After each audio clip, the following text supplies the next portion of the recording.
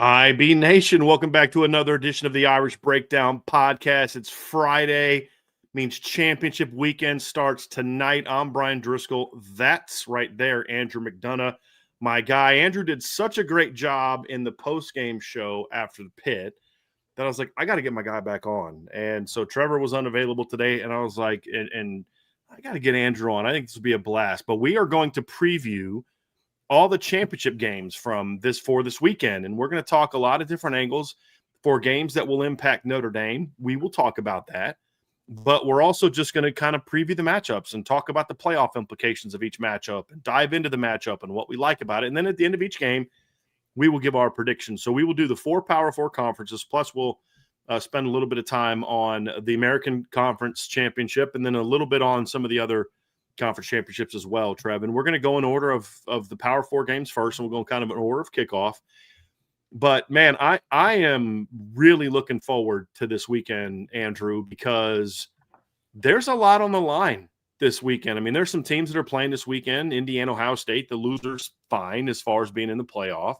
Most likely in the SEC championship game, that's also true, although a butt-whooping – from Alabama might shake that up. But Big 12, there's a lot on the line. The ACC, there's a lot on the line. The G5, there could potentially be 2 G5 teams in this weekend. Man, there is a lot to talk about. And, man, the playoff, it could just kind of, if like the last few weeks, everything's kind of been chalk, right, for the last few weeks.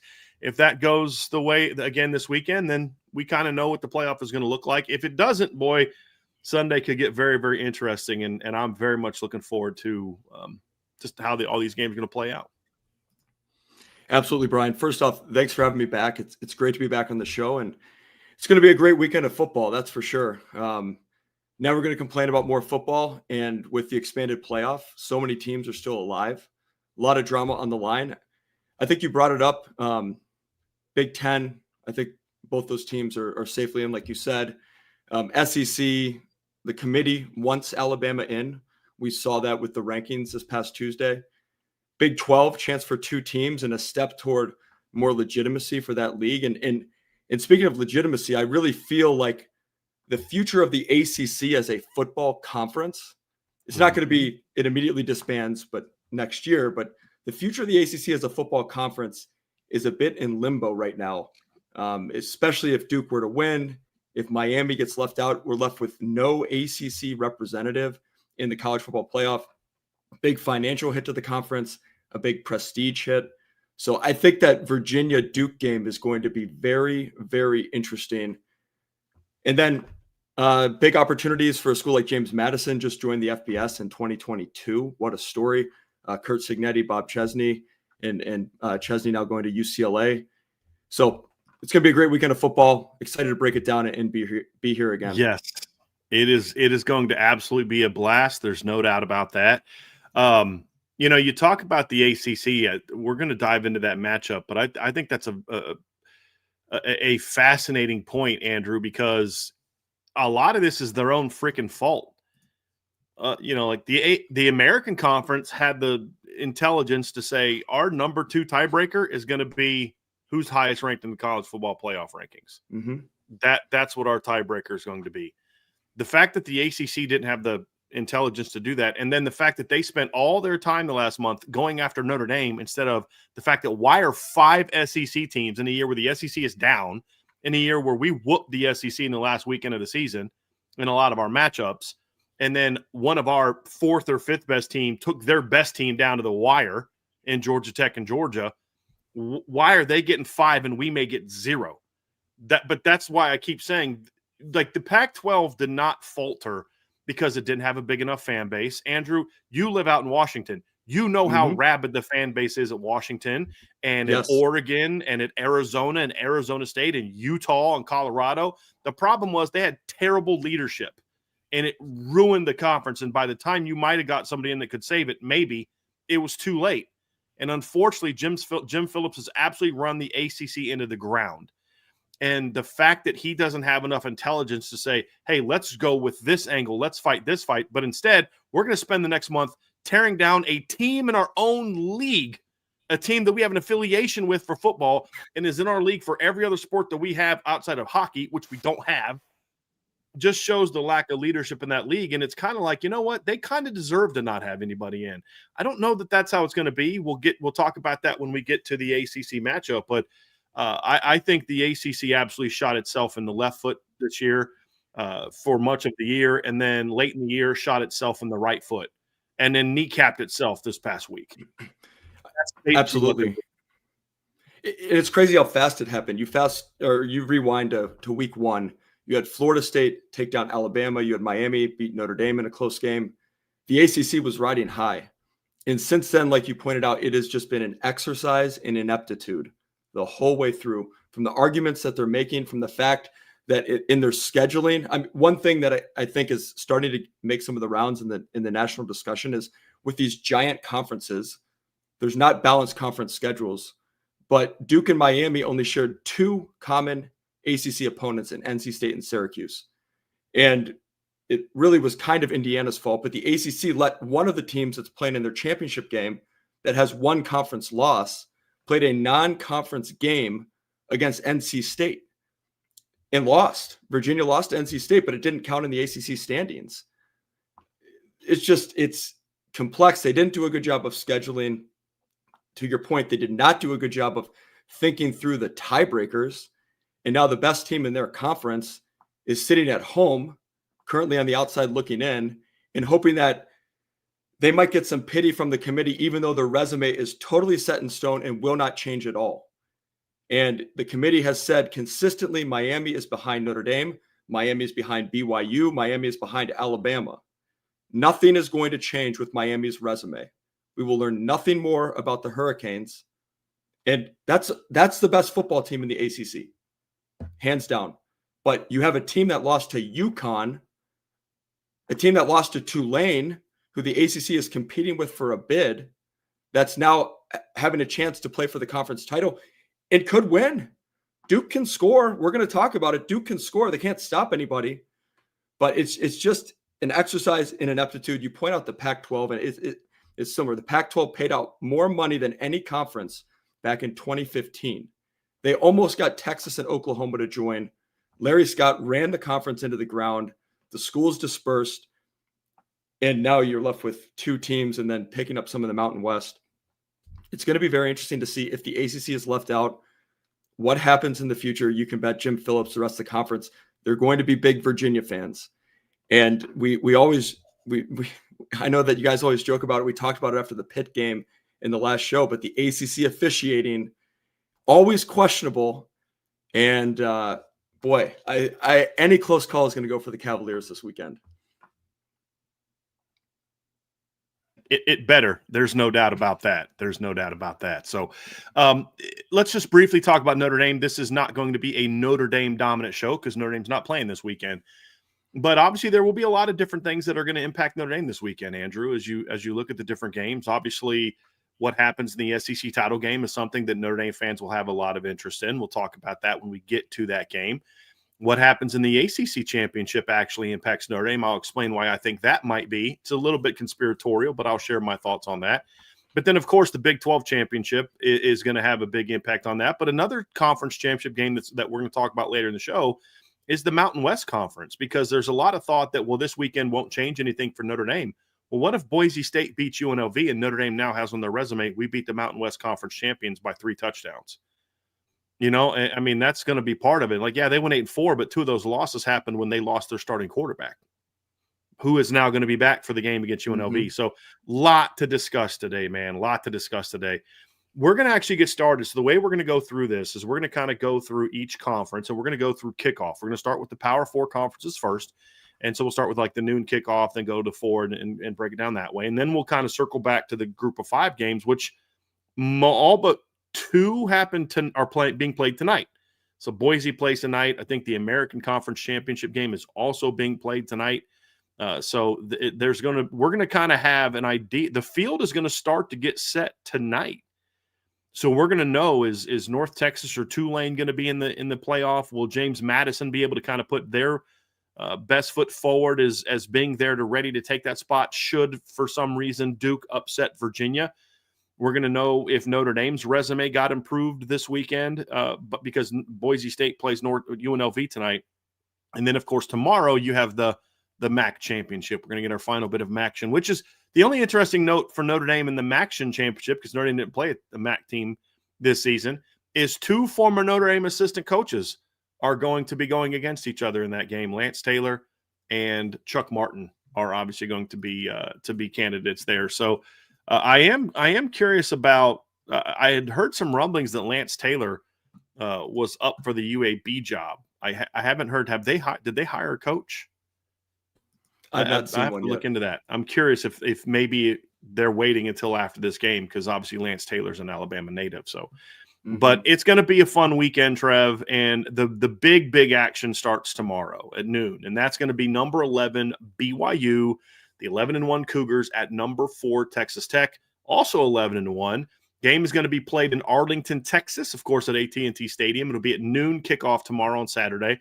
It'll be on ABC. FanDuel, our friends at FanDuel, have Texas Tech listed as a 12.5 point favorite. Over under in this game at 49.5. Of course, these two teams played on November 8th, a game that Texas Tech dominated. It was 29-7, but if you watch that game, it wasn't that close of a game. Texas Tech stubbed their toe a lot in the red zone, had to settle for a lot of field goals. That was an absolutely dominant performance. Let's talk about what's at stake. I think there's this assumption that if Texas Tech loses, they're both going to be in. I think that's how it should be, to be honest with you. I don't know that that's a given, though, especially if BYU wins a convincing game. And the reason I say that is because when you look at the different metrics that the committee looks at, there's a reason why, in my opinion, that it took a while for Texas Tech to really climb up above some of those teams, and it took them to kind of have some of their big wins later in the year where they beat a scrappy Kansas State team, beat BYU in Baron Morton's first game back. And there's a lot of things I like about Texas Tech's resume, but there's also some things on there that are a little bit troubling. They're 2-1 against currently ranked teams, which is good. If they lose this game, they're now 2-2. They've only had 3 quality wins on the season. BYU actually has twice as many as that. They have 6. They have the 99th best strength of schedule. Their strength of record is only 10th. Their game control is very good at 3rd. And then obviously their other metrics are very strong, which is why they're a top 5 team in most computer models. Massey has them 9th. If they lose a close game, I think they're in. I think they should be in. If they lose and don't look good, I don't think it's a given that Texas Tech is going to stay in the playoff rankings. I'm not saying that's true or not, because what we don't know is how will they evaluate playoff games, conference championships compared to regular season games. We've seen teams go from 4 to 5 to 10 or 11 when they lose regular season games, but will they treat conference championship games the same? If they treat them like they did last year, Texas Tech is fine. As long as you don't get destroyed, they'll stay in the top 10. But, that's more because that's how they treated the Big Ten and the SEC. We don't necessarily know how they're going to treat teams this year. And the other thing, too, is when SMU lost their second game last year, they still had fewer losses than teams like Alabama, Ole Miss, teams that people were complaining about. This year, if they get that second loss, they're going to be going against teams that have 2 losses that now have the same number of losses. And when you look at how the committee looks at data, from what I've been told, the committee does not consider FCS games. So if they lose to BYU, they're 10-10. Same record as Notre Dame, same record as Miami, same record as Vanderbilt, with a really bad strength of schedule. So I think they're in if they win. They're in if they win, no doubt. I think they're in if they lose a somewhat competitive game. I'll be very curious to see how the committee handles if they were to lose convincingly.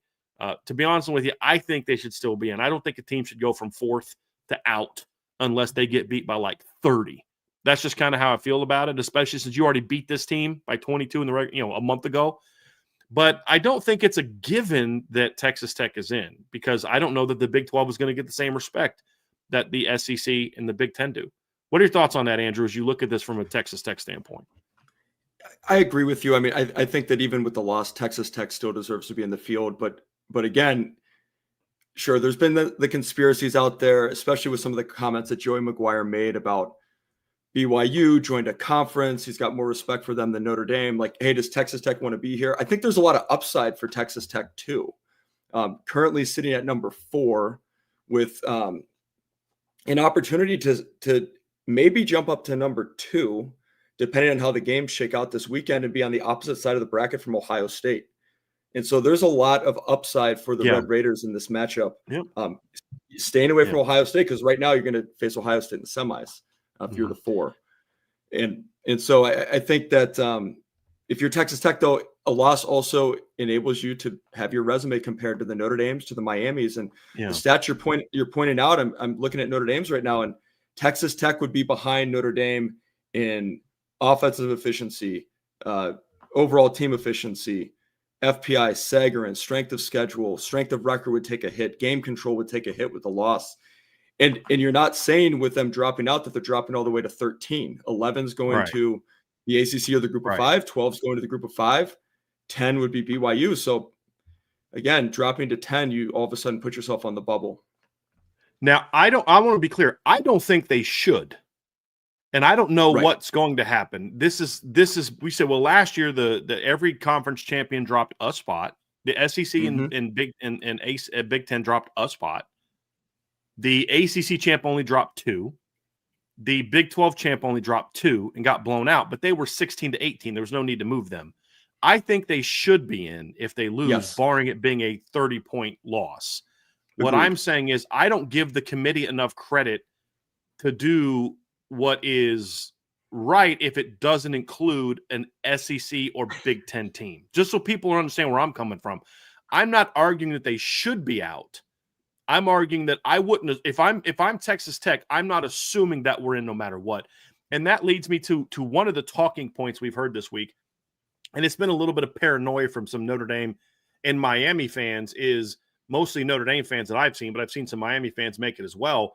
Well, what if Texas Tech kind of throws the game? What if they don't really care? They know they're in, they're 4, they're not going to drop out. So maybe they don't try as hard because they want to get a second team in. Number one, I think it's absurd to think that they're going to throw a game or not try as hard in the game because they care so much about the Big 12 that they're going to sacrifice for themselves, number one. Number two, they drop down to at least 8 if they get beat by BYU. At least 8. Maybe 9, because I think BYU would then leap them because BYU would be 12-1 and Texas Tech would be 11-2. And BYU won the neutral field game where Texas Tech won at home. Now, all of a sudden, you may lose the ability to go and play at home or get a bye. Right now, if Texas Tech wins, they get a bye. Worst case scenario, they get screwed if they win and they're hosting James Madison or Tulane or North Texas. Right? Like that's the worst case scenario if they get screwed and they're got the 5 seed bottom. But where I'm at is I just don't know that if I'm Texas Tech, I trust the playoff committee enough for how they treated the Big 12 to say that definitely they're going to still host a playoff game or even be in if they lose. But I think they should, because no, Texas Tech has not played a tough schedule.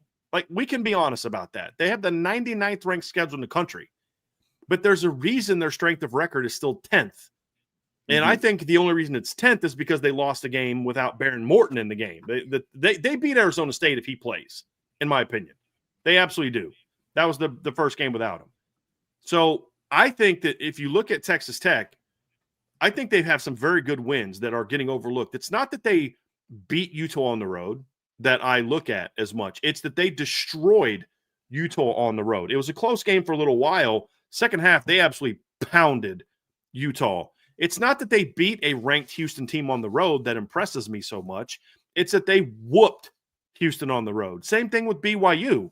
That game was not nearly as close as 29-7. They dominated that football game and were sloppy. Like, that wasn't even close to their best performance of the season. And they still won by 22 points. So I'm of the belief that Texas Tech, if they lose, should still be ahead of Ole Miss, should still be ahead of Texas A&M, because I'm not someone who believes that you punish a team dramatically if they lose a championship game unless they get pounded. Because it's like, well, yeah, you have an extra loss. Yeah, but nobody else has a comparable data point because they're not playing this weekend. So unless you just look bad, I don't believe you should drop teams dramatically. If I think you could drop them, but I don't think it's a given that you should drop a team. If you're talking about the difference between Bama and Notre Dame, where the committee's been kind of waffling back and forth, that extra data point where they get beat by Georgia, a team they beat, that should be enough to drop them below Notre Dame, but it shouldn't drop them out unless they get destroyed. That's kind of where I come from on this stuff. I do think it could go from, like, let's say Indiana's 2 to maybe not getting a bye. Maybe, but then again, you're going to drop them below Oregon, the team they beat on the road. So, like, that's where I'm at. I just don't think conference championship games should have dramatic negatives on teams unless they just get destroyed. But again, it's more about, I don't know how the committee's going to treat this, because last year there weren't 2 Big 12 teams in the whoever lost the Big 12 championship last year was out. It was a given. But Texas Tech, you're not just playing for a Big 12 championship. You're not just playing to make the playoff. You're playing to host or get a bye. And I think that's absolutely why we're going to get Texas Tech's best shot. BYU, on the other hand, it's easy. You win, you're in. You lose, you're out. That's the reality of it. I do think BYU has an argument to make that they deserve to be ranked higher, but the committee, for whatever reason, doesn't really look at them. And I get why. I mean, the parts of their resume are good. They've got 6 quality wins. They've got 2 wins over ranked opponents. Their strength of schedule is 50th, which isn't bad. Their strength of record is 6th, but their game control is 14th. I think that hurts them. Their offense is either they're 20th, 44th, 33rd, and 27th in all the offensive metrics, and their defense is 15th, 29th, 17th, and 10th. So in a lot of the metrics, they only really rank in the top 10 of 2 or 3 of the different metrics that they look at. And I think that hurts them. It's like, yeah, you're winning a lot of games, but you're winning a lot of ugly games. And I don't know if you're the best. That's fair or not. I'm just saying that's what I think why the committee's dinging BYU for being an 11-1 team with 6 quality wins, which is more than anybody else in the playoff conversation. I just don't think the committee looks at that and views that as impressive as maybe some other teams who are just more convincing. Like, yeah, they beat Arizona by 3. They beat Colorado by 3. They beat Arizona by 6 in overtime. They beat Utah, by 3. And I think that's more of what's hurt them. But BYU's been far more impressive since the loss to Texas Tech. They've won all 3 of their games since by double digits. But then the committee's going to look at that and say, yeah, but you were down 14-0 to a 4-8 UCF team. I think that's the thing that's hurt BYU. So they are in a position, Andrew, where they've got to win if they want to get in.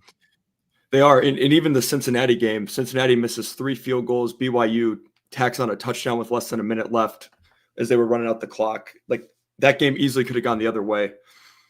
BYU has an opportunity. They feel disrespected.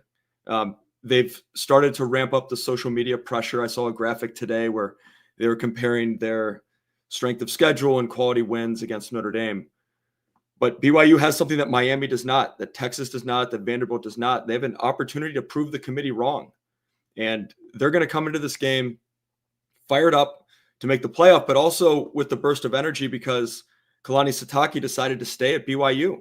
And that's a big jolt of energy for the program that Penn State, a perceived national power, targeted their coach, and he chose to stay.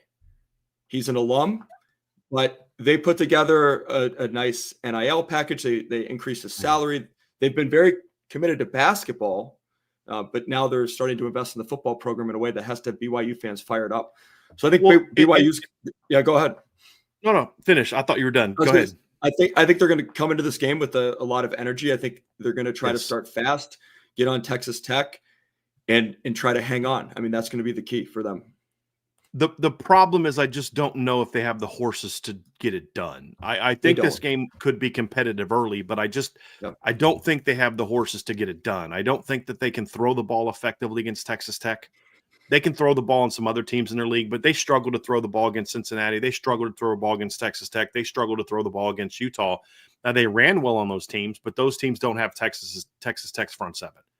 That is without a doubt the best front 7 in the Big 12, and in my opinion, one of the best front 7s in college football. You obviously have the defensive line transfers. You've got David Bailey, who came from Stanford, Romello Height, who came from Georgia Tech via USC. And then, of course, you have Jacob Rodriguez, a linebacker, who's one of the best stories in college football this year. Former walk-on, just a tremendous story. But, I mean, it's more than a story. He's a phenomenal player. That's a Yep. really good team. And if they have a weakness, and I do believe Texas Tech has a weakness, not a weakness, but like a weakness for a good playoff team. Everybody has some level of weakness this year. There's no team, Ohio State included, Notre Dame included, Indiana included, that doesn't have some area where a playoff caliber team can take advantage of it. The problem is for BYU is that weakness, a relative weakness compared to other, when you play playoff teams or teams like BYU, is their secondary can be had, assuming you can protect the quarterback. Problem for BYU is they don't throw the ball very well, and they're not great in pass pro. It's a bad matchup. That's why BYU beat everybody else but got smoked by Texas Tech. It's a bad matchup. And football's a game. Andrew, people who don't know, Andrew's an offensive coordinator at the high school level. You know this. You may say, well, we're playing this team who lost to that team. We smoked that other team, but I'm more worried about this game than when we played that team because the matchup against us is much more favorable to them. I think this is a bad matchup for Texas Tech or for BYU. And that's the issue. I think they are better than everybody else in the Big 12 in the trenches. That's what's been good for them. They're very well coached. They're physical. I love the job Kalani Sitake's doing. But if they're going to win this game, Bear Bachmeier's going to have to make some plays with his arm, and they're going to have to be able to pressure Baron Morton on the other side of the ball. That's really going to be the key to success for BYU because they just don't match up as well in the trenches as Texas Tech. And the other concern that BYU has is they're not real fast. They're not a real athletic team. Roberts is a heck of a receiver. He's probably their most athletic guy.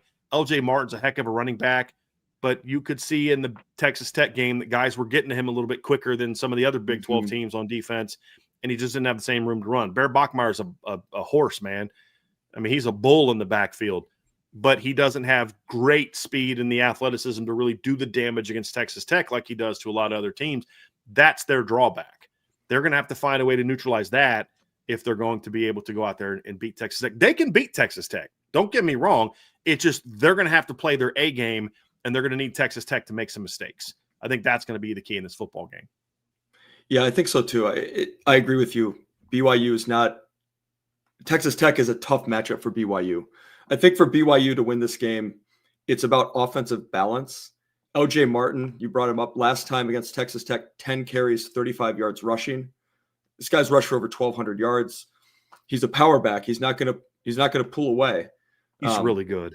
He's really good. And he's physical, and I think he was a little dinged up last time they played in that Texas Tech game. He was, yeah. He played through some injuries in that game, Yeah, with him healthy, it's going to be the key is finding the offensive balance because Texas Tech has been dominant against Big 12 opponents. I was taking a look at stats, just the Red Raiders and BYU against the Big 12 and taking out the FCS teams that they played and some of the weaker opponents.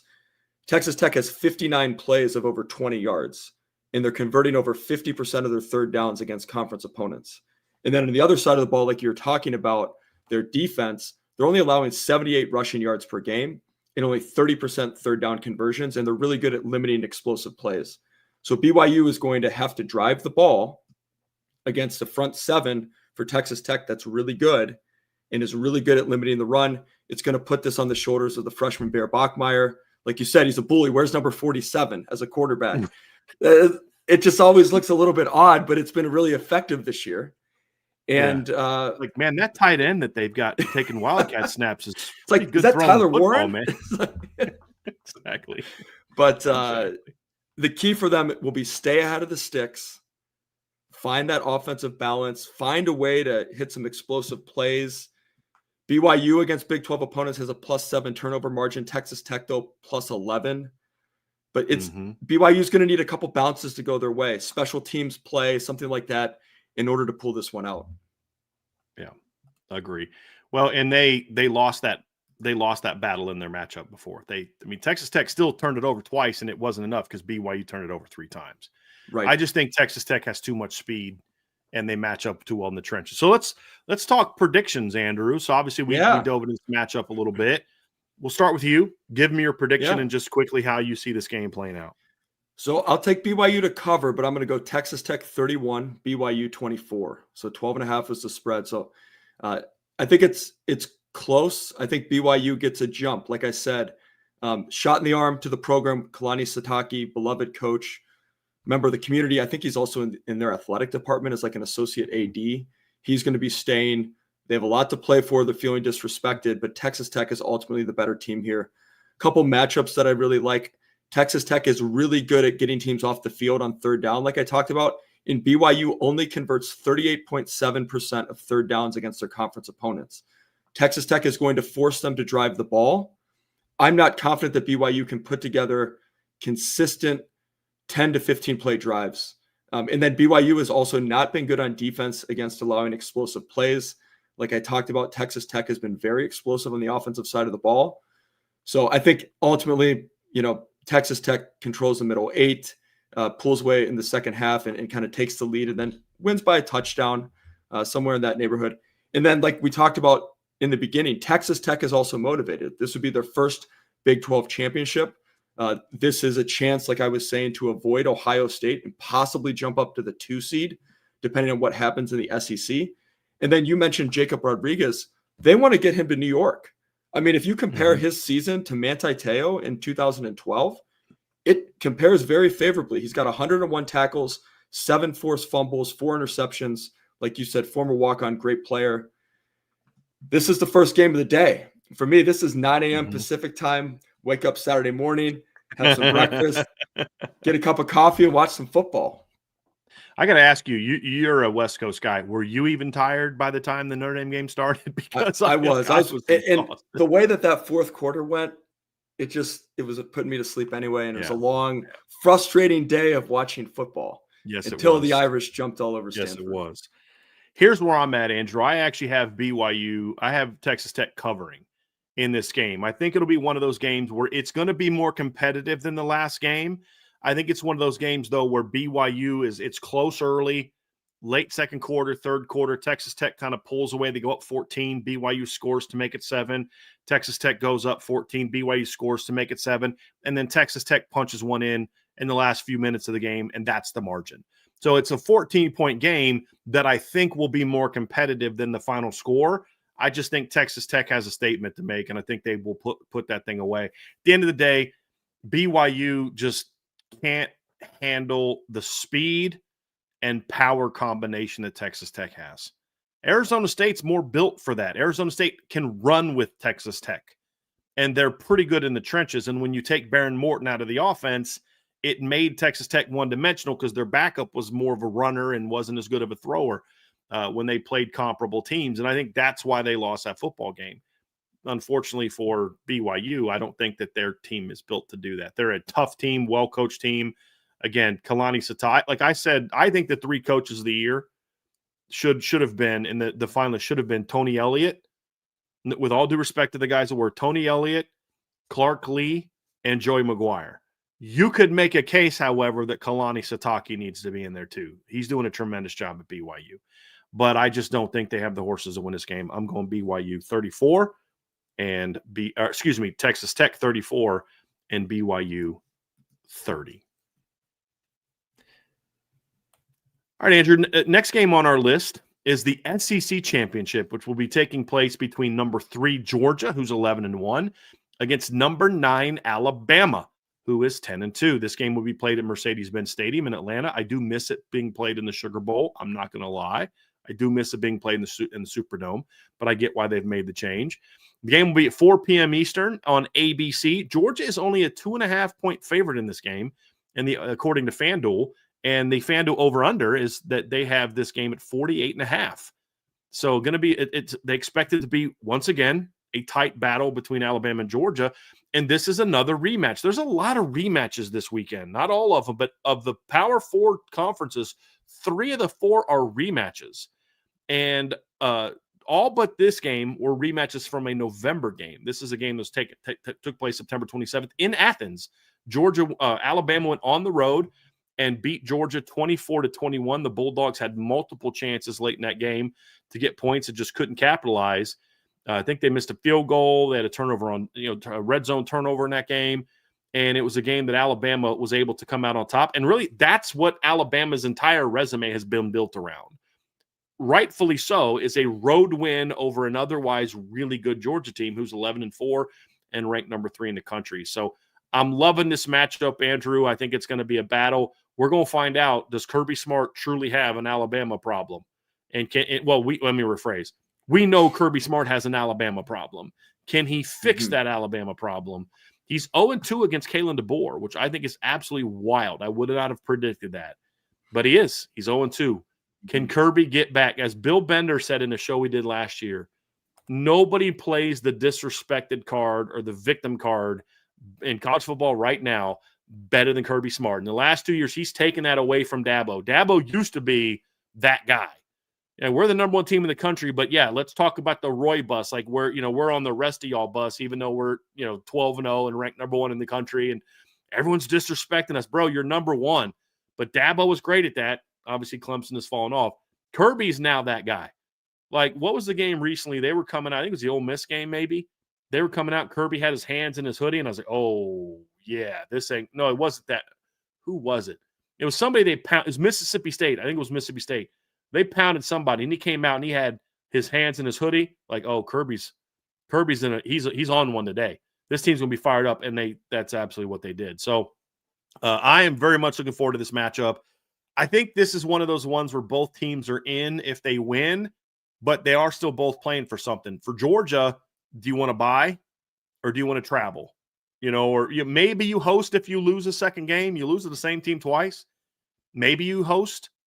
Maybe still host, but you're playing for a bye. You're playing for one of those top 3 seeds. Honestly, you're playing for the 2 seed, in my opinion. I think that they jump whatever Big Ten team loses. You're playing for the 2 seed. That's what's at stake for Georgia. Do you want to get that 2 seed again? Do you want to be able to play in the Sugar Bowl in round 2, get some payback this year against whoever you play for the loss that you had last year? That's what's at stake for the Bulldogs. And then for Alabama, you're probably in no matter what, but you can't get whooped. But if you're Alabama, if you lose this game, you're traveling in week 1. You're going to Oklahoma or you're going to Texas A&M in week 1, right? In round 1, excuse me. If you win, you may not jump up into the bye-cat territory. I don't think they should jump up to the bye territory, but you're definitely hosting a playoff game. So their fortunes dramatically change. So there's a lot on the line for both of these teams, even though I do believe that both of them are going to be in the college football playoff, barring an absolute blowout of Georgia, of Alabama by Georgia. I think that's the only thing that could maybe, if you're Miami, that's what you're hoping for, is that this loss against Georgia is convincing, like 30-point win.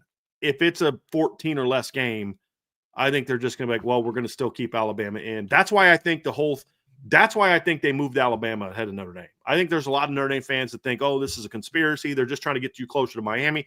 I don't think that's it at all. I think they wanted to put Bama at 9. That way, if Bama loses to Georgia, they can just drop them to 10 because you can't not drop a team that loses. You can't sit there and say, because then you're just saying these conference championship games have no bearing whatsoever. They're just no importance whatsoever. You got to drop them. But if you drop them to 11 and the SEC runner-up doesn't make it, the SEC will blow up the entire playoff this offseason. I think this is a self-preservation as much as anything. I don't think it has a whole lot to do with Miami. If you listen to what the commissioner says, he's made it very clear that, hey, Notre Dame's better than Miami. So I think everybody's reading into the move. I think the move was simply to protect Alabama. That way they're in the playoffs if they lose. I don't like it, but I get it. I do, but Bama's got to look good in this game. They've got to be competitive, and if they win the game, next thing you know, they're playing in Tuscaloosa in round 1. Do you think a game like Georgia-Texas, where it's 35-10, do you think that drops Alabama out?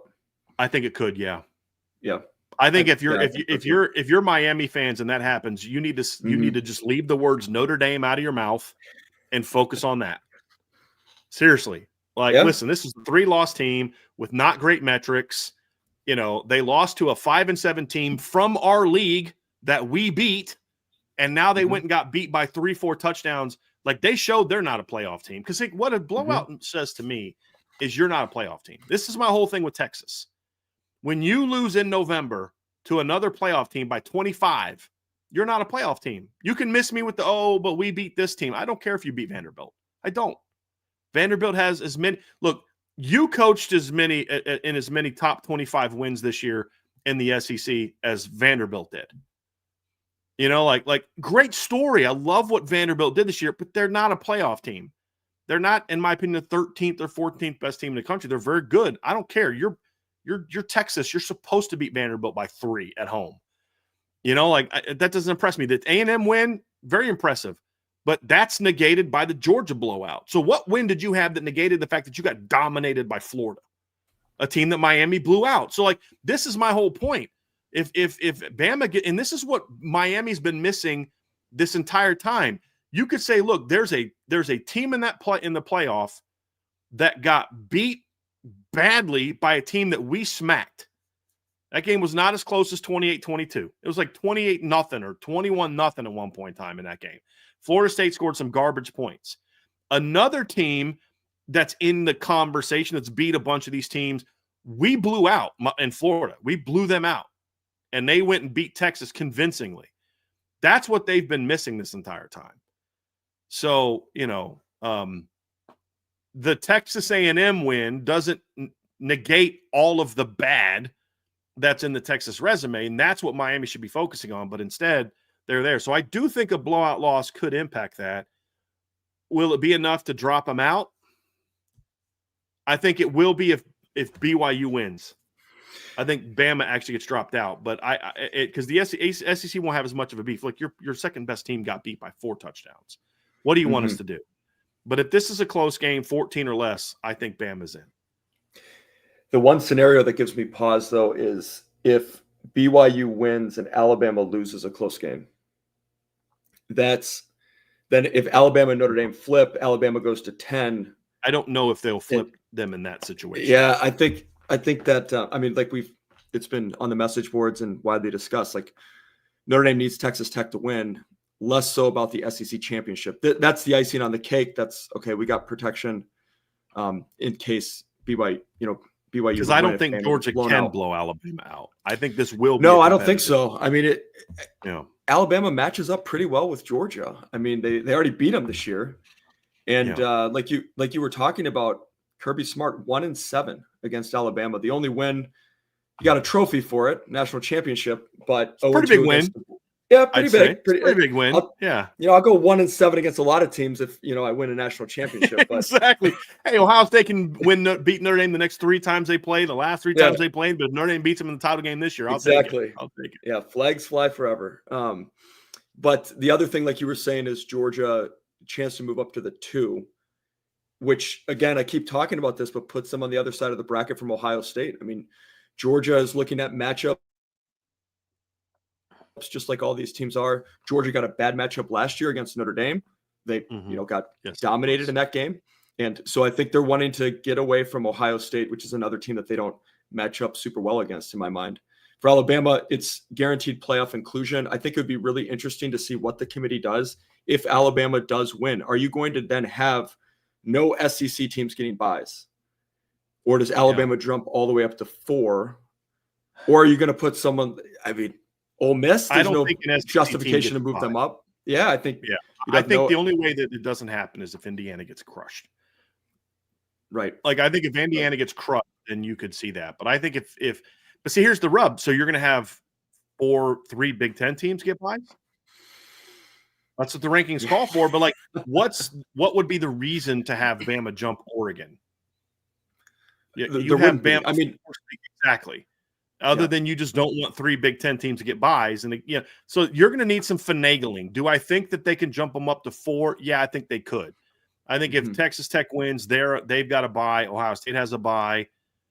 I think Indiana in a close game keeps a bye. So then it's okay. Do they jump Bama all the way up to 4? Yeah. Do they drop Georgia only down a spot? That's the other thing is because you know what I mean? Like, I don't think you can because you lost to Bama twice. I think you have to put Georgia behind Alabama if Alabama wins this game because they beat you twice and neither game was in Tuscaloosa. Like they beat you on your place and beat you on a neutral field in yours, Georgia. Like 30 minutes from where your campus is. You know what I mean? Like, I think you have to put Bama ahead. That's why I think ultimately they will jump Bama up to 4. I don't think it's a given though, I guess is what I'm trying to say. But I think the fact that it would then result in 3 Big Ten teams being that high, I think that's where the problem would be. You're not going to jump Ole Miss up there. They didn't No. play for the SEC championship. No. So I could see Bama getting skyrocketed up if they win this game. I actually could. The more I talk it through, I think that's probably the most likely thing to happen. I think the committee has to. Otherwise, I mean, to your point, there's so many. The committee for this 12-team playoff to survive, and I know we're not talking big picture yet, but for this 12-team playoff to survive, they need a bit of an inside straight this weekend in my mind. Like the group of 5 is already blowing this up. Duke could blow this up. The SEC runner-up getting dropped out because they lose in the championship game and bumped out for BYU. That's problematic. Or a brand like Notre Dame getting bumped out by BYU. That's problematic. There's a lot that's gone wrong from a overall, like, I love the 12-team playoff, let's keep it the way that it is perspective. I'm not saying that about me. I'm just saying if that's your perspective, you like things the way that they are, this has been a bad year with how things have broken. And I mean, we've seen chalk the last 3 weeks. It's been frustrating as a Notre Dame fan because we keep waiting for that, LSU over Oklahoma or Auburn over or Alabama. Keep waiting for that victory. They were all close. 7. They were all close. Yeah. They were all close. Yeah. But we're going to see. But you want that to remain. Here's the funny thing. We've been rooting for upsets the last month, but this weekend you're like, okay, no upsets this weekend. Yeah. Go Georgia. Here's the reason Virginia, I think you have to jump. Yeah, exactly. Here's the reason I think you have to bump Alabama up. You can't have 3 Big Ten teams who have a strength of schedule of 49, 73, and 43 getting a first round bye. Because if you do that, then basically what you're saying is we're going to reward you for not playing a tough schedule. Now, in Ohio State's defense, Ohio State didn't have what we all thought was going to be an easy schedule at the beginning of the year. I mean, Texas is the preseason number 1 team. We expect Michigan to be better. We expect that Penn State game to be another top 5 matchup this season. Washington was a very good win. It's not easy to go out there and win that game. Playing Illinois on the road was a tough game. I think they tried to schedule well in things they control. Ohio is usually a very good MAC team, a team that's winning 9-10 games a year. It's just some teams on their schedule weren't as good as people thought they were going to be. If Penn State's normal Penn State, Ohio State's schedule looks very different. Right now. Right. Indiana did not try to schedule well. I'm more okay punishing Indiana because they played Old Dominion, Kennesaw State, and Indiana State out of conference. They did not try to schedule well. I give them no credit out for of that. the Virginia matchup. Right, they exactly. Out of the matchup with Virginia. Yeah, exactly. And then Oregon, Montana State, Oklahoma State, and Oregon State all being home games. That's not really a great attempt to play tough. Whereas, what did Florida State do, or what did Alabama do to start their season? They started playing at Florida State, first game of the year. So I think you look at that. You look at Georgia. They already played Georgia Tech out of conference. I mean, that's kind of what they do every year. And so I give them a lot of credit for that one. They, the rest of their non-conference schedule wasn't great, but they already got Georgia Tech baked in to their non-conference schedule. That's an okay attempt at playing tough. That's a 9-3 Georgia Tech team that almost beat them last year. And Marshall tends to be usually a pretty good, G5 team most years. They weren't this year, but they usually tend to be pretty good, as Notre Dame found out a few years ago. So I think you if you're the committee, if Georgia winning just makes this so much easier for you. If you're the committee, you're like, one more week of no upsets and just make it super easy for us. Because then it's Georgia locks in the 2 seed, Indiana gets a bye, Texas Tech gets a bye, BYU's out. Then you don't have to drop Bama from 9 to behind Miami. You can put Notre Dame in front of Bama. There's still that buffer. And UVA gets in, so the ACC is not going to cry about how dumb their league. I mean, how bad their leagues. I mean, how awful everything that they do is. And then you've only got one G5 team, because if there's upsets, you've got to decide: do we put a 7-5 Duke team in the playoff, or do we put James Madison in the playoff? What if James Madison loses, or do we now have to bump Notre Dame out for Miami and make ourselves look stupid for having Miami behind Notre Dame this entire time because we don't want the ACC to get shut out? It's going to be a very, very interesting weekend for the committee. But if Georgia handles business this weekend, I think it's made a little bit easier, in regard to at least the buys.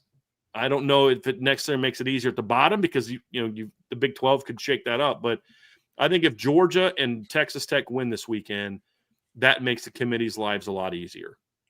It does. Agreed. Yeah. Matchup wise, we talked a lot about the playoff impact. Matchup wise, this is a very intriguing matchup.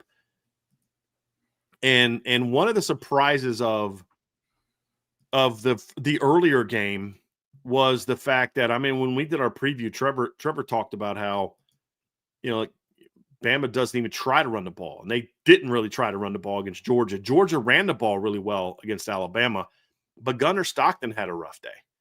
Well, coming down the stretch, Gunnar Stockton's been a lot better down the stretch until the game against Georgia Tech, which, by the way, is in the same stadium that they're going to be playing this game. Georgia's playing back-to-back games in Mercedes-Benz because Georgia Tech stupidly gave up its right to home games against Georgia forever so they could get money to play in a neutral field game in this matchup. I think it was terrible for Georgia Tech and just not good for the game, in my opinion. But you didn't play well against Georgia Tech. This game really, I mean, it's going to come down to two things, in my opinion.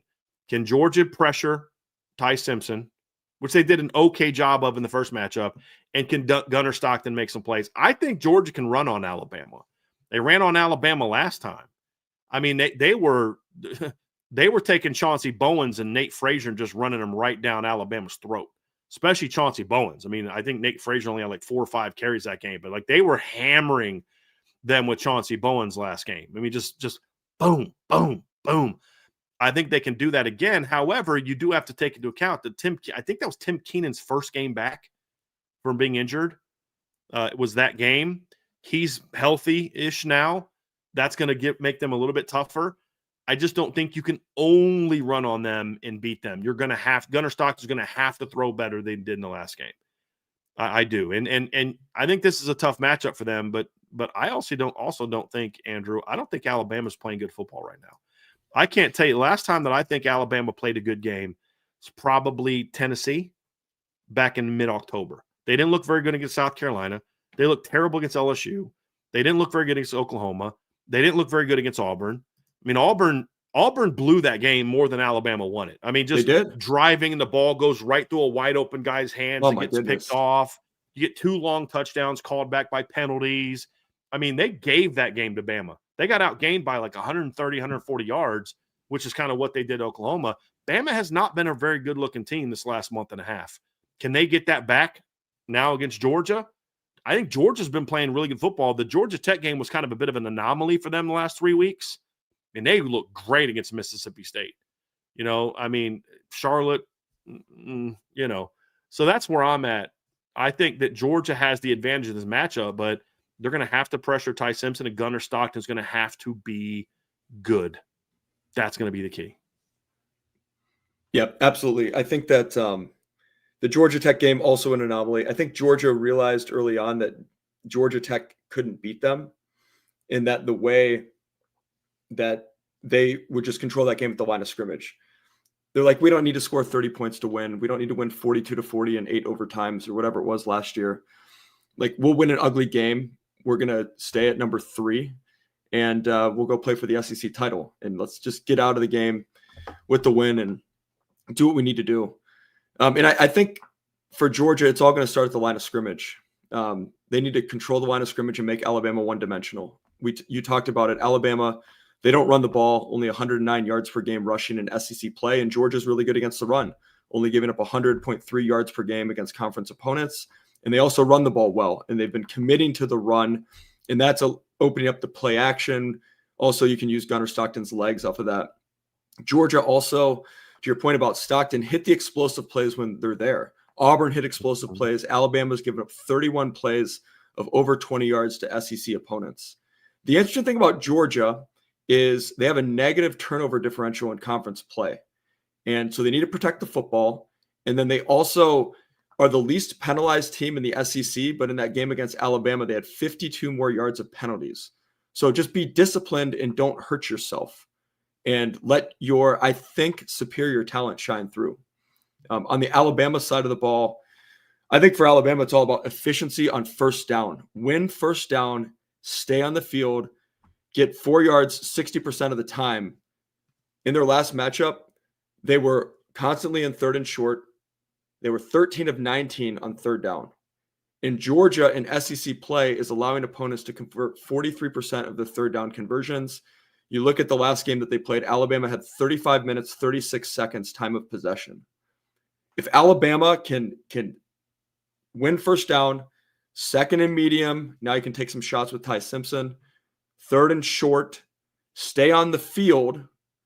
Now you get this into a slugfest, which is how they beat Georgia in the past, and then force some turnovers. Yeah, we're on the same page. The Gunner Stockton will be the key in this game. And look, something Trevor and I have talked about.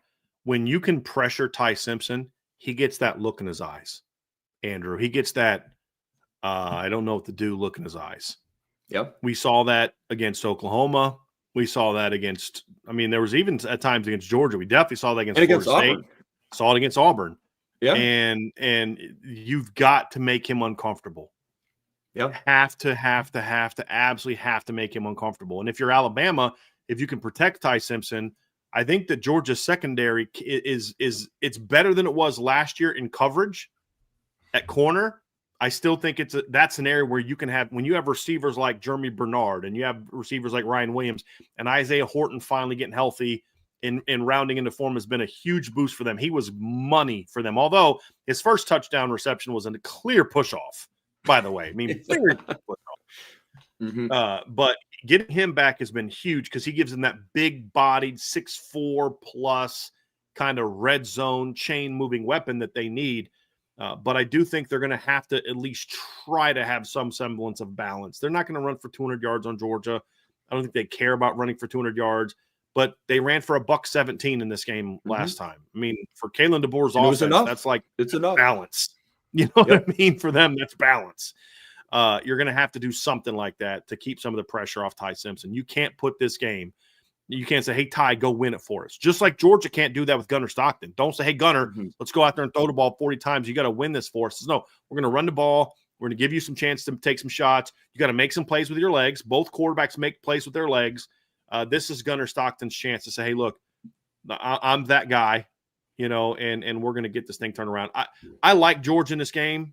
I think the matchups are comparable. I think Georgia's playing better ball down the stretch. And I think Georgia's going to, you talked about earlier, the disrespect card. I think I'll be shocked if Georgia hasn't been playing that all week. Nobody thinks we can beat them. We're running. And Kirby's going to be in it a little bit this week. I really do believe that. Now, that may not mean a hill of beans. I'm sure they were fired up to play the game earlier in the year because they got beat by them last year. But sometimes the team just has your number. They need a win against Bama to kind of stem the tide of, no pun intended, of what Bama's doing to them, because like you said, I mean, last two SEC championship games against Bama, they lost, right? They lost in knocked them out of the playoff. And they lost in 2023, to your point, and it knocked them out of the playoffs. So you're hoping for a little bit of payback here if you're Georgia, and I do think Georgia is the better team. Let's do predictions, Andrew. What say you about this game? Yeah, I agree.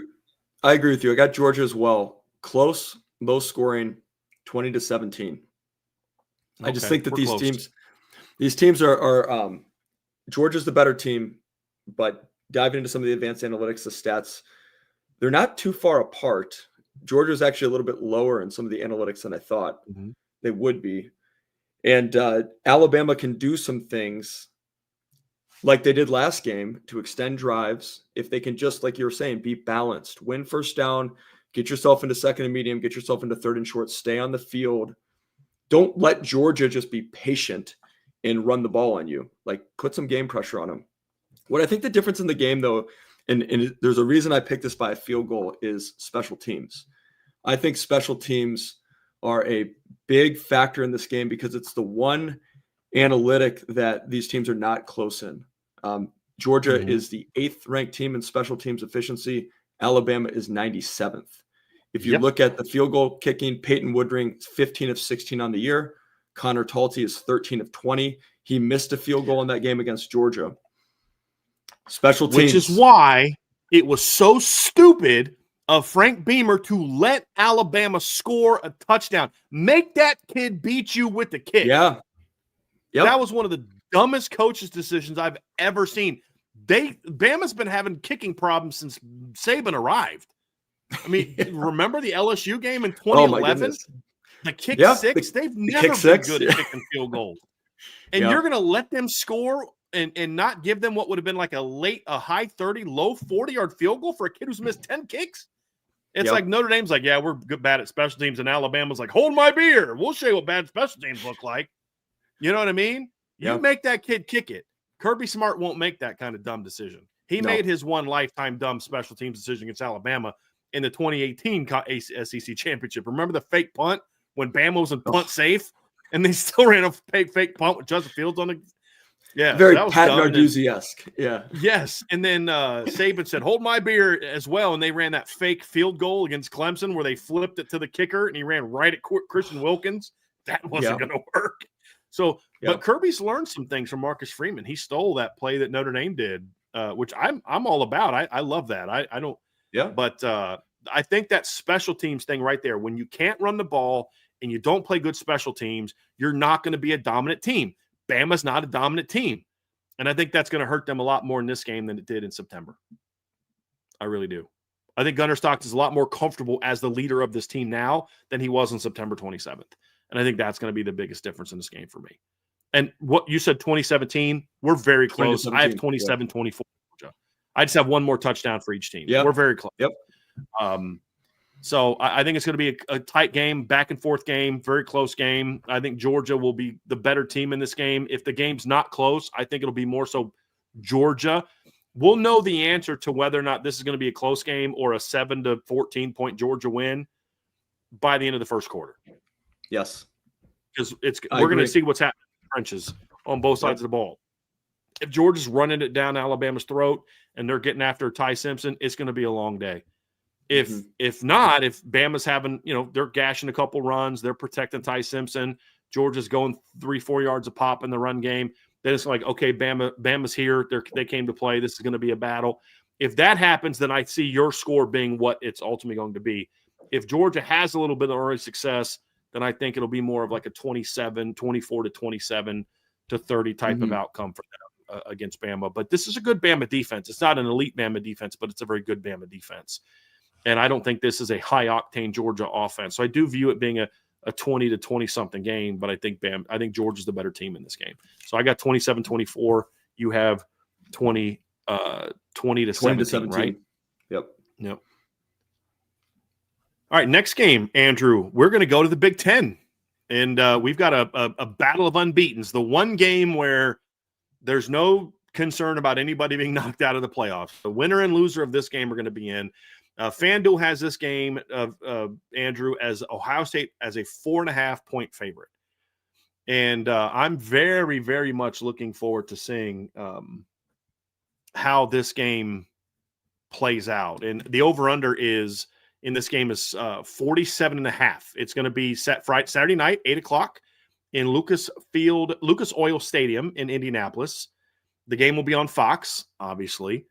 And this is a battle between two teams who are basically playing for the pride of the conference championship. That's really what's on the line here. I think both teams probably get a bye, barring a blowout. I think that you want what's else at stake in this game is the number one seed, the clearer path. I think the number one seed has a lot more advantages this year than it did last year. Oregon, unfortunately, was in a weird situation where they were the 1 seed, but they had to play the 6th seed in round 2 was it the 7? Ohio State ended up being 6th, right? But they got bumped down to 8th because two teams jumped ahead. Tennessee was BYU, 9. Arizona State, right? Tennessee was 9, Indiana was 10, and then you had SMU was 11, and then Clemson was 12. Correct. So you had to play the 6th best team in the country, even though they were 8th in the ranking, as opposed to playing the winner of the Indiana-Boise State game. Oregon's postseason looks a whole lot different if last year's playoff rankings looked like this year's playoff rankings. As far as it's just the 12 best. And if the at-larges get in, they get in at 11 and 12 if they're outside the rankings. Not you were 13th and now you jump up to 4. So it is more of an advantage for the number 1 seed this year than it was last year. Now, depending on who the 8-9 game is, it's like if it's Oklahoma, Notre Dame, you may not view that as much of an advantage. And you're like, go Sooners because Boomer Sooner, baby, if you're Ohio State. Not that they can't beat Notre Dame. They've beat Notre Dame 3 games in a row, but that offense is not – I'm going to be shocked if they get past midfield against Ohio State if Oklahoma has to play them, much less score. And so it's not so much like I don't want to play Notre Dame. It's more like I want that defense to play against that offense. Ohio State's like first 1 to 10 wins. You know what I mean? Like if you're Ohio State, I'm being a little bit hyperbolic, but that's what's at stake in this game. It really comes down to that. It's who's going to get the number 1 seed, who's going to get that clean path to a championship. I think that's what's it. For Ohio State, it's, hey, we haven't won a Big Ten championship in a while. I mean, people forget that. Ohio State hasn't won a Big Ten championship in a while. Actually, let me look this up. It's been let me look up Ryan Day. Has it been since 2019 or 2020? 2020 since they've won the Big Ten championship? Yeah, 2020 is the last time Ohio State won the Big Ten championship. They beat Northwestern in the COVID year.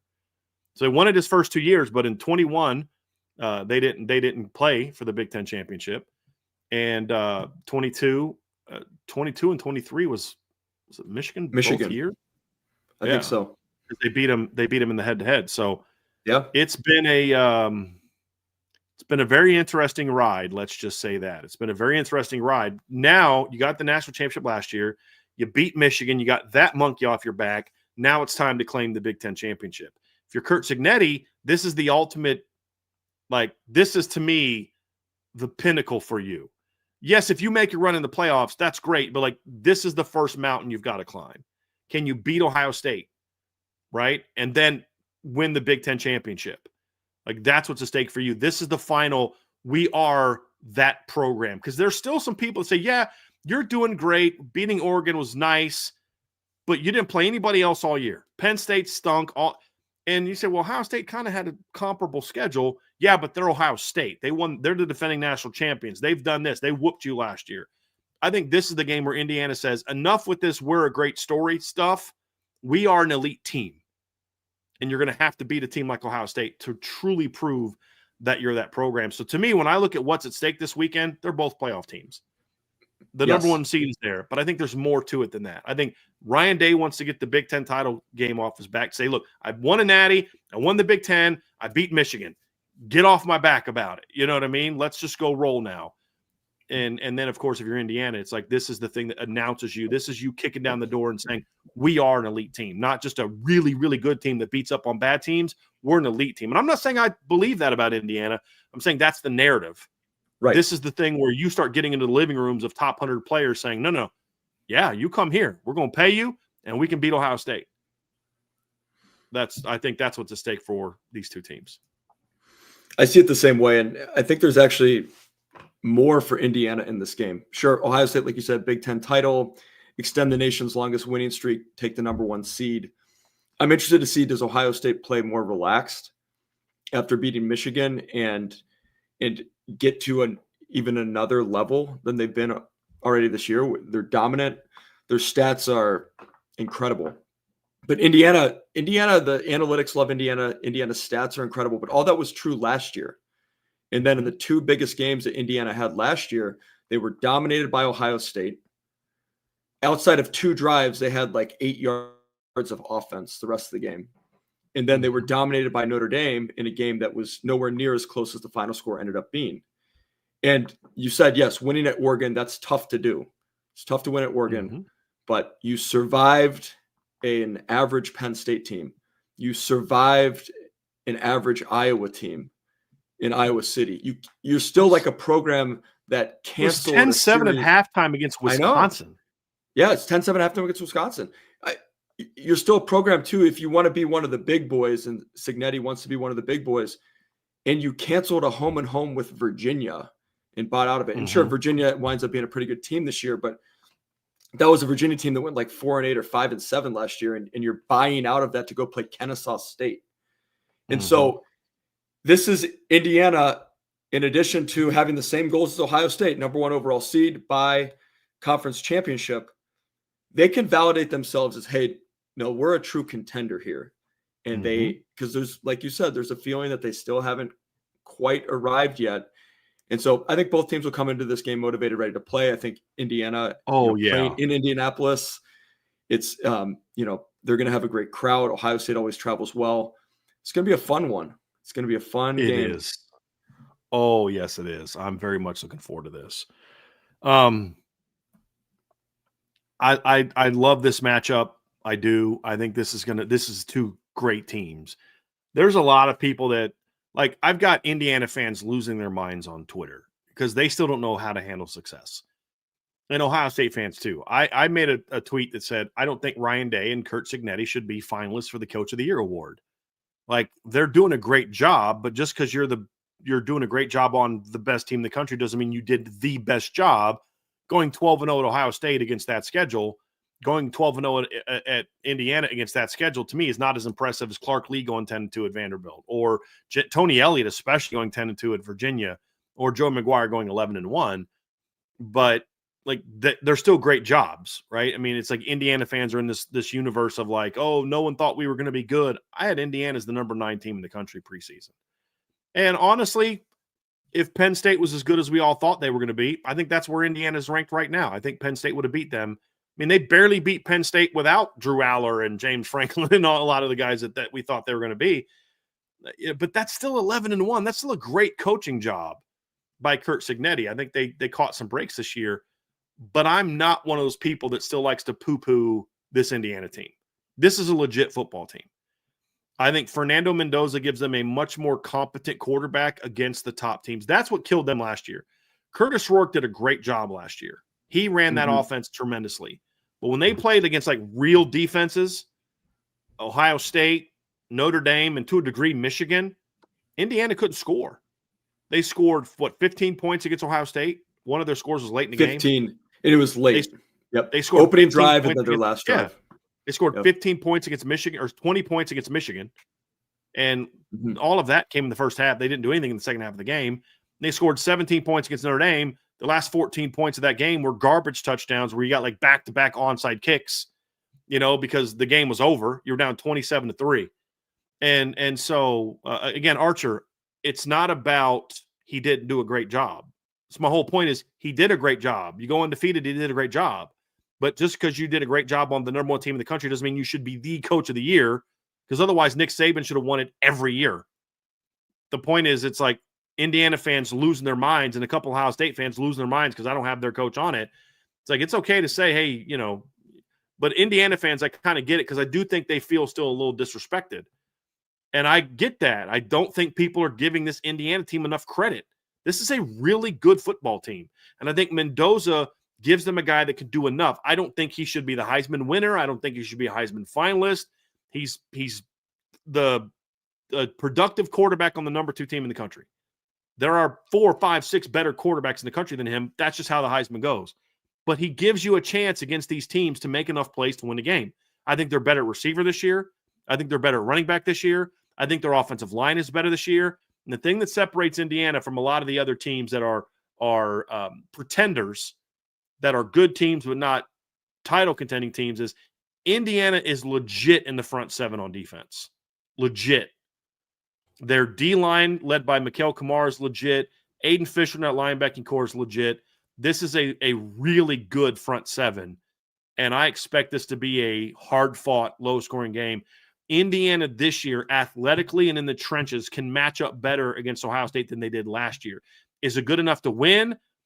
I'll tell you in a minute what my score prediction is, but no, I don't think it's good enough to win. I think they're going to have to force some mistakes by Julian Sain, and that's where it could get interesting, is you have a veteran quarterback against a redshirt freshman. I thought Julian Sain had that big turnover against Michigan last week early on and settled in real nicely, but you were never threatened after the first quarter. What if Indiana keeps scoring with you? That could be a matchup to watch, but I haven't seen anything from Julian Sain that tells me he's going to not handle the moment well. He seems like a pretty mature kid in that regard. But I think the difference is I think this Ohio State or this Indiana team can hang with Ohio State in the trenches the way last year's team couldn't. Not that Ohio State's not as good there. It's just that Indiana's better there is the way I look at it. And I think Omar Cooper's a very different animal at wide receiver than what they had last year complimenting Garrett Surratt. Now, I know Omar was part of that. He has physically matured a lot this year, and his game has matured. He was a good player last year. He's a really good player this year. And then the Becker kid stepping up. Like, there's a lot of weapons there. You're going to need a lot of weapons. You can't just have one great receiver going against Ohio State because they will take that dude out. You really can't have two really good receivers. You need a third and a fourth weapon. And I think Indiana has that. Can they protect Fernando Mendoza? That's the big question that I have in this game. And then on the other side of the ball with Ohio State is what really helped them last week is when the run game got going, they were Michigan had no answers. Can they get the run game going against Indiana? This is a whole, with all due respect to Michigan, who's a good football team, this is a whole different animal defensively in this game. I mean, they gave up 218 yards in the opener to Old Dominion. Since that game, they've had allowed one game of over 100 yards, and that was 117 yards to Penn State. That was also the only game where a team averaged over 3.52 yards per carry, and they were 3.55. Only three teams all year, Michigan State, UCLA, and Penn State, averaged over 3 yards a carry since the Old Dominion game on this defense. And they don't play a lot of juggernauts, but they held Oregon to 81 yards on 30 carries. They held Iowa to 92 yards on 31 carries. They held Illinois, who's a solid running team, to 2 yards on 20 carries. This is a different animal than what Ohio State went up against last year. Yeah, those stats are not inflated by playing a bunch of group of five teams in the non-conference. Just like you're saying, rush yards per game, 67.2 is their average against Big Ten opponents. So physical in the trenches, great team. And then they run the ball as well. They have a better rushing attack than they had last year. They're averaging over 200 yards a game on the ground against Big Ten opponents. So it's a good Indiana team. I think like you're saying, they got to protect Fernando Mendoza. They've allowed 14 sacks in conference play. Ohio State's good at getting after the quarterback. And then they need to force turnovers. Indiana has a plus 13 turnover margin in Big Ten play. Ohio State's plus 3. But Indiana's lived off forcing turnovers, get short fields, build some momentum. Indiana, like you're saying, they can stress Ohio State because Indiana is not going to kick a field goal when you give them 30 yards to go, like Michigan did. Michigan was never going to be able to give Ohio State enough stress. Ohio State could be patient. After saying through the early interception, they were allowed him to settle into the game. Bo Jackson had a great game as well. Ohio State's been fine running the ball against Big Ten opponents, 165 yards a game. The one thing for Indiana, I think they need to handle an early Ohio State punch. Mm-hmm. And how they handle an early Ohio State just beat Michigan. They're going to come in and they're going to try to overwhelm them with their talent, with their speed, with their physicality. Indiana just played Purdue. The game is going to be played at a different speed. If Indiana can handle that early punch, I think they can do some things to give Ohio State some problems and make it a game in the fourth quarter where it wasn't last year. Let's talk predictions here. I think the matchup that's been nailed. Let's talk who we think is going to win and how we see the game being played. I'll let you start. Yeah, close game. I have Ohio State 27, Indiana 20. So I think a close game, a little bit on the lower scoring side. I think it comes down to a couple things. Number one, Ohio State superior athletes. And even though Indiana has made strides in their depth, especially in the front seven and on the offensive line, Ohio State just has superior depth. I mean, when you have a top 5 recruiting class year in and year out, even though Cignetti's been great in the transfer portal, Indiana doesn't have the depth that Ohio State does. Ohio State is also very good at protecting Julian Sayin. They've only allowed 5 sacks versus Big Ten opponents. He had all day to throw against Michigan, and Michigan prides themselves on getting after the quarterback. That manifests itself in Ohio State converting almost 60% of third downs against their conference opponents. Indiana's pretty good on third down defense. And I think if Ohio State stays patient with the running game, it's going to keep Indiana honest and allow Ohio State to attack downfield with Jeremiah Smith, with Carnell Tate, Max Clare at tight end, Brandon Inniss working the slots. And I think that in the secondary, Indiana likes to attack vertically. And Fernando Mendoza is better than Curtis Rourke was last year, but Rourke against Ohio State was 8 for 18. They take away the back shoulder fade. You're not going to, I mean, Surratt and Cooper are good receivers, but you're not just going to run by Ohio State's secondary. And you have Caleb Downs in the middle of the field. Is really long. He's hard to get those back shoulders. Exactly. Really exactly. So I think that Indiana will be able to keep this close. For them, it comes down to, can they find the same level of explosiveness that they've had against other Big Ten opponents? 51 plays of 20 plus yards. And like I said, plus 13 turnover margin. So if they can turn the ball over, if they can be explosive and not have to go on 8, 10, 12 play drives to score, then maybe they can get this game into the 30s. But I just think that there's too much for Ohio State. And that doesn't take anything away from Indiana. Ohio State's been the number 1 team in the country all season. Losing by a touchdown in a game that's going to be competitive into the fourth quarter, they're going to stay with a bye. They'll go down maybe to the 4 seed, and then, you still have a good path from there. If they keep it competitive, they will keep a bye and should. I mean, if you play the number 1 team in the country ahead of them, they beat Oregon. Right. And like, if you play the number 1 team in the country, who's undefeated, defending national champs, you beat number 5. Unless you get blown out, you're going to get a bye, and that's what Indiana's playing for. So that I think this game is to me, this is what it comes down to. I think Indiana can be more competitive in the trenches against Ohio State this year. I think that's going to keep this game a little bit more competitive. Thing about Indiana last year is their defense was actually pretty good against Ohio State last year. Like, everybody looks at the final score and they're like, they gave up 38 points. Ohio State, they only gave up 316 yards of offense. Yep. Special teams. Ohio State had they had a punt return for a touchdown. They had a turnover that Ohio State had a touchdown drive of less than 10 yards. Like, they did pretty good. Now, this Ohio State offense is playing better than last year's Ohio State offense was in the regular season. I mean, we've talked about this in our show before, Andrew, where Ohio State's offense, everybody remembers what they did in the playoffs. They forget what they did from like Nebraska or Penn State on last year. They were very mediocre offense. They woke up in the postseason. This Ohio State offense is playing better in the regular season than that one was, but it's not a juggernaut offensive football team. Now, is Brian Hartline going to be the OC this weekend? How distracted is he going to be from getting the head coaching job? I don't know that matters a whole lot, because Ryan Day, I believe, is still pretty involved in this process. But it's going to come down to, can Ohio State run the ball enough to keep Indiana honest, to then allow Julian Sain to hit some of those big shots downfield to Cardinal Tate and to obviously Jeremiah Smith. The Ohio State tight ends, to me, are the wild card in this game.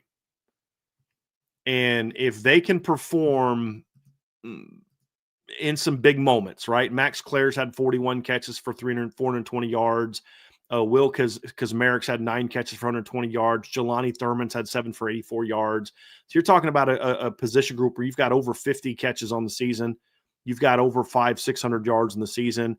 They haven't been like the high volume producers, but they're clutch. They need to be clutch in this game, because Indiana's going to have a lot of resources towards keeping the big receivers from making plays. You're going to need Max Clare, Jelani Thurman, Will Kazmarik to make some plays on top of being able to do enough in the run game to keep Indiana honest. I think that's going to be the key for Ohio State. For Indiana, you're going to have to hit some big plays.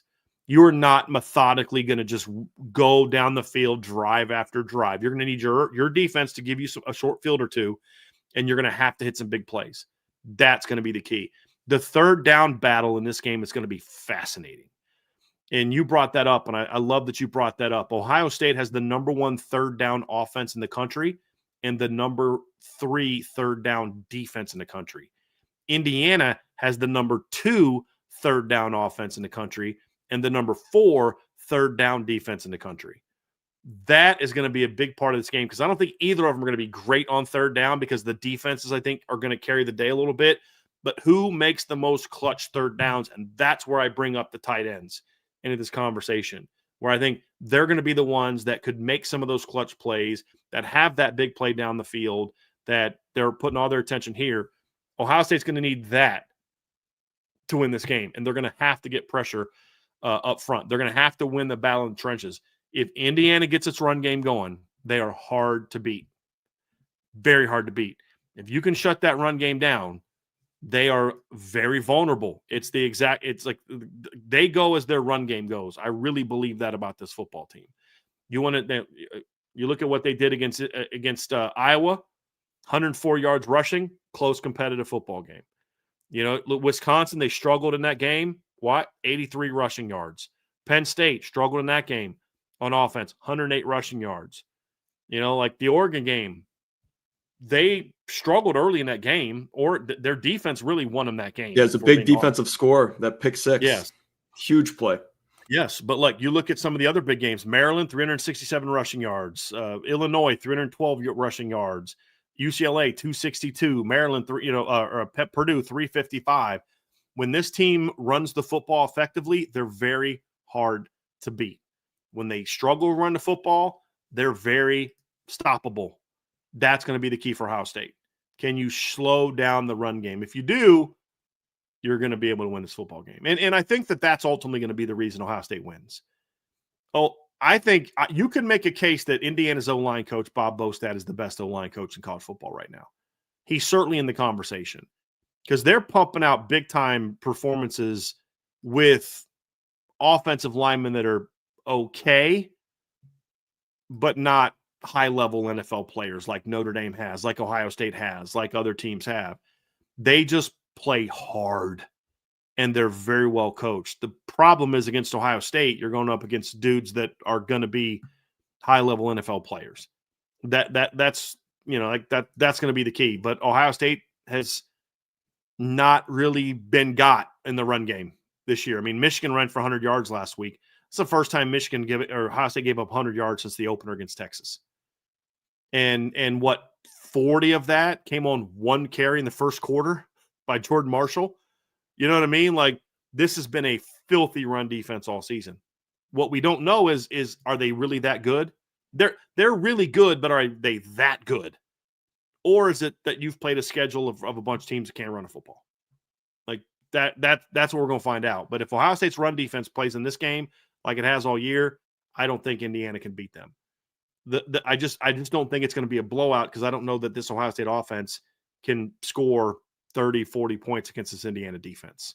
This is a really good defense. So I think it's going to be a great game. I got it 24-20 Buckeyes. I think this is going to be, if you like defensive football, this is going to be your game. I really and good think so. defenses, not bad offenses. Like a great, like just good on both sides of the ball. Yes. These are two big-time defenses against two good offenses. That's what I think. Neither of these offenses are elite. Indiana puts up a ton of points. I think they beat up on a lot of bad teams. Yeah, it's their style. Right. That doesn't make them not good. It just like they needed a late touchdown to get to 20 against Iowa. Mm-hmm. Ohio State, again, very good offense, but not an elite offense. I think both of these defenses are elite. I do. I think these are two of the best defenses in college football. Mm-hmm. That's why I think it's going to be a lower scoring game. Like, to your point, neither of these teams have bad offenses. I just think they have elite defenses. So whose offense can make the most plays? At the end of the day, I'm going with the team who has the best players. And it doesn't always have to be schemed up well for Cardinal Tate to make a big play. Yep. Or Jeremiah Smith. Sometimes like, why did you throw to double coverage, Julian? Oh, hey, great catch, Jeremiah. Nice job. You know what I mean? It's like, and Julian Saints played into that. He knows, like, I don't have to always make the perfect read. Number 4 is one-on-one. I'm throwing it to him. That's smart. We saw it on 4th down against Notre Dame in the championship, on 4th down against Michigan when the game was still in doubt. It's like, all right, throw it to number 4 in a go ball. You get single coverage. Sure, it's 4th and 2. Take the shot. Sometimes because it's that here's easy. The thing. Like, Ohio State doesn't have an elite offense this year. But I think that they're okay with that this year. Because I think their thing is like, look, what we're not going to do is we're not going to put our young quarterback in a situation where he's got to put the game on his shoulders and lead us to a victory We don't want him making bad mistakes. We don't want him turning the ball over. And now all of a sudden this team has short fields. You can't get to 20 on us. All we got to do is get to 20. Right. And we're going to win. Because you know how many teams have scored 20 points against Ohio State this year? Yeah. You know, Texas got 7, right? Do you know how many teams have gotten to 17 points against Ohio State this year? Mm-hmm. That's it. So why throw the ball all over the field, run the risk of turnovers that give teams short fields? They can't score on you. So just do what you do. I think they will have to hit a couple plays in this game, though. I don't think they can just ground and pound Indiana into oblivion. They're not good enough running the football. They're going to have to need Julian to make 3-4 big throws in this game. By big, it could be down the field or it could be a crucial 3rd and 6, crucial 3rd and 5. They're going to need him to make 4 or 5 of those throws. And if he can, I think they win this football game. If he can't, that's what gives Indiana a chance. No, you're good. I was going to say their situational play calling was in design was exceptional against Michigan. The way that they would use that bunch formation, free guys across the middle on the goal line and 3rd and short, 3rd and medium. I was drawing a lot of their plays up. Like, we got to do that next year. Great 3rd and short. Well schemed offensively. Yeah. They really are. Yeah, they are. They absolutely are. Mike Shanahan has done a tremendous job there. Mm-hmm. There's no question about it. So I went 24-20. You went 27-20. 27-20. So we're very close on that one. Very close. On that one. We've been very. So we have the close, Buckeyes winning, getting the number 1 seed. Yep. I have Indiana losing and dropping to 4. They dropped to 4. I have Georgia winning. Georgia goes to 2. Texas Tech slides up to 3. Yep. Same.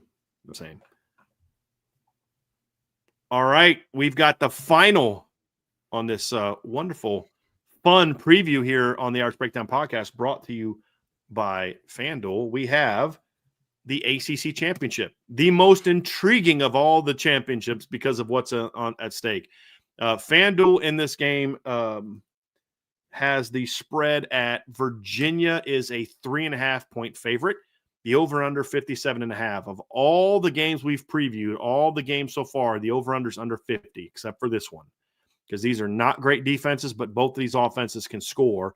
And I think that they're predicting that this is going to be even more high scoring than the game we saw last time. The game will be held at Bank of America Stadium on Saturday night at 8 o'clock Eastern on ABC. As I mentioned, the Cavaliers are a 3.5-point favorite in this game. This is a rematch, and this is a very recent rematch. This game was played at Duke on November 15th, a game that Virginia won 34-17. I don't love rematches. I think it's hard to beat a team twice. I've always said that, but especially when you've played a team this recently. Both teams have a pretty long injury list in this game, but getting Chandler Morris back is obviously going to be big. Virginia was pretty dominant in that game. Duke scored 14 points in the fourth quarter. They scored 14 of the last 17 points of the game. It was 31-3 going into the fourth quarter. This was not an overly competitive game, and Duke needed a pick 6 to even make it 31-17, and then Virginia went down and got a field goal on the ensuing drive. Wasn't overly competitive.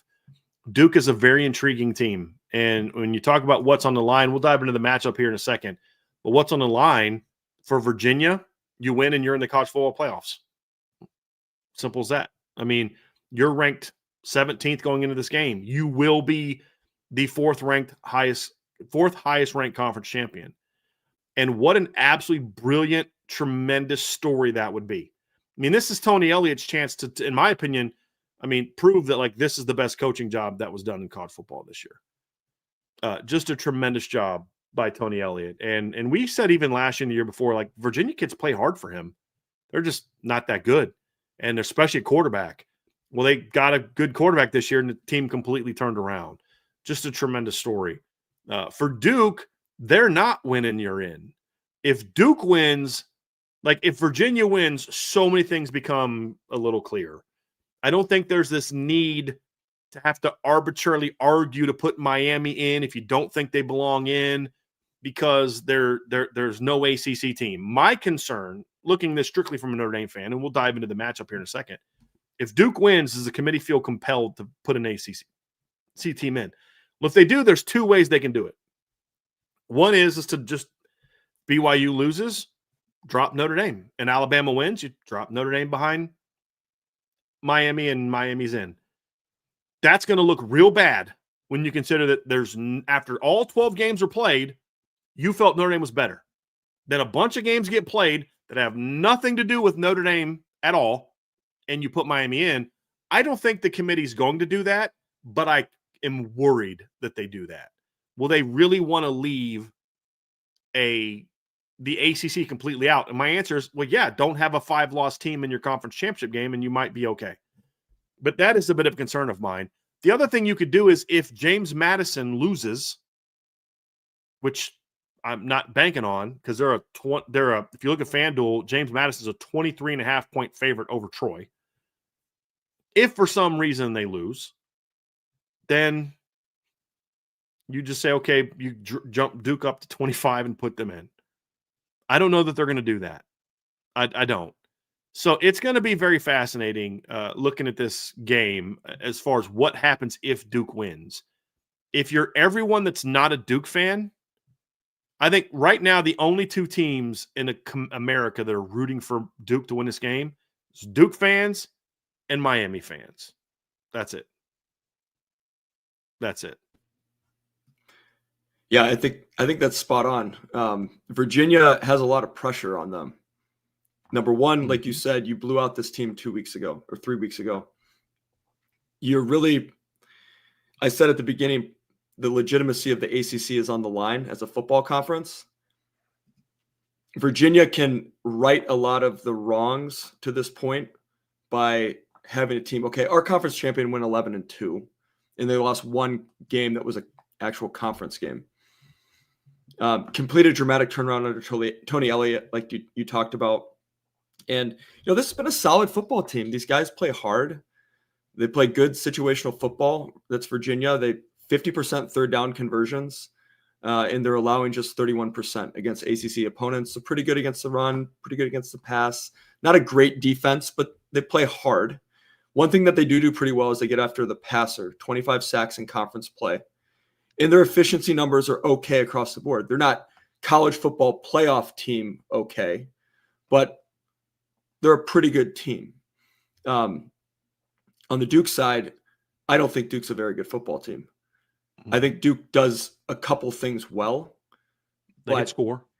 They can score, and that's about it. They're explosive, and it's chaos ball with them. Their turnover margin in conference play is plus 16, and they have 42 plays of over 20 yards. It's all chaos ball. They're 110th in defensive efficiency. They are terrible against the pass, 286 yards per game against ACC opponents against the pass, a conference that doesn't have a ton of great quarterbacks. And, it would be so typical of the ACC, though, for Duke to just win this game. Yep. Because that's what the ACC has been all season, even in past seasons. It's always just chaotic. They cannibalize each other. And Duke is the epitome of just a chaos ball type of team. Yeah. And, you talked about it with Duke. They're going to know tonight, do they have a shot? If Troy were to somehow upset James Madison, then it's all right, you got a shot. If James Madison wins, Duke is out. Yeah, they're out. They have no shot to get in. So, but the thing is, there's less pressure on Duke, though, too. Yeah, no one thinks that they're going to win. They have nothing to lose. Go play ball. Virginia's got all the pressure on them because you're the one that has a chance to go earn a playoff berth. This stat is to me, explains Duke to a T. Duke is 20th in college football this year amongst all teams with 66 plays of 20 yards or more. Just very good. That's very good.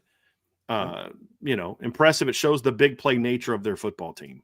And they did it against the ACC too. Yes. Against their conference. Duke is 130th in the country with 66 plays allowed of 20 yards or more.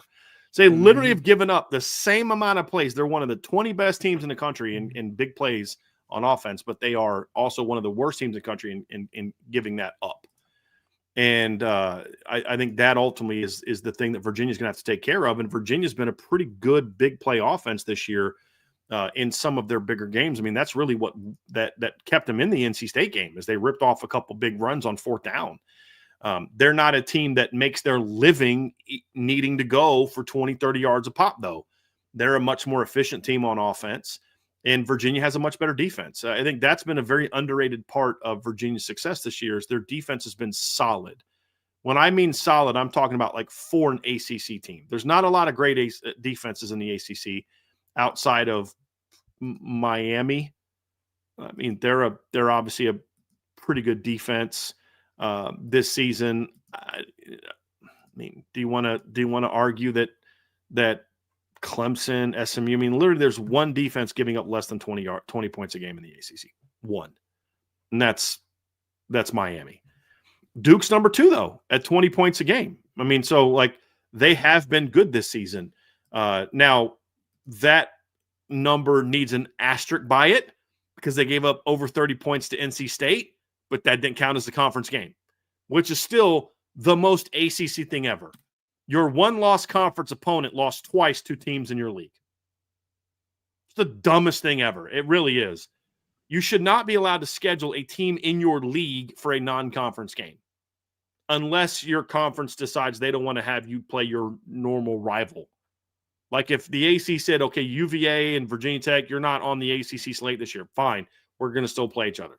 That I'd be okay with. Outside of that, that's absolutely ridiculous. Now, I think part of that was because of what Indiana did, wasn't it? Yeah, Indiana bought it out. They needed a game.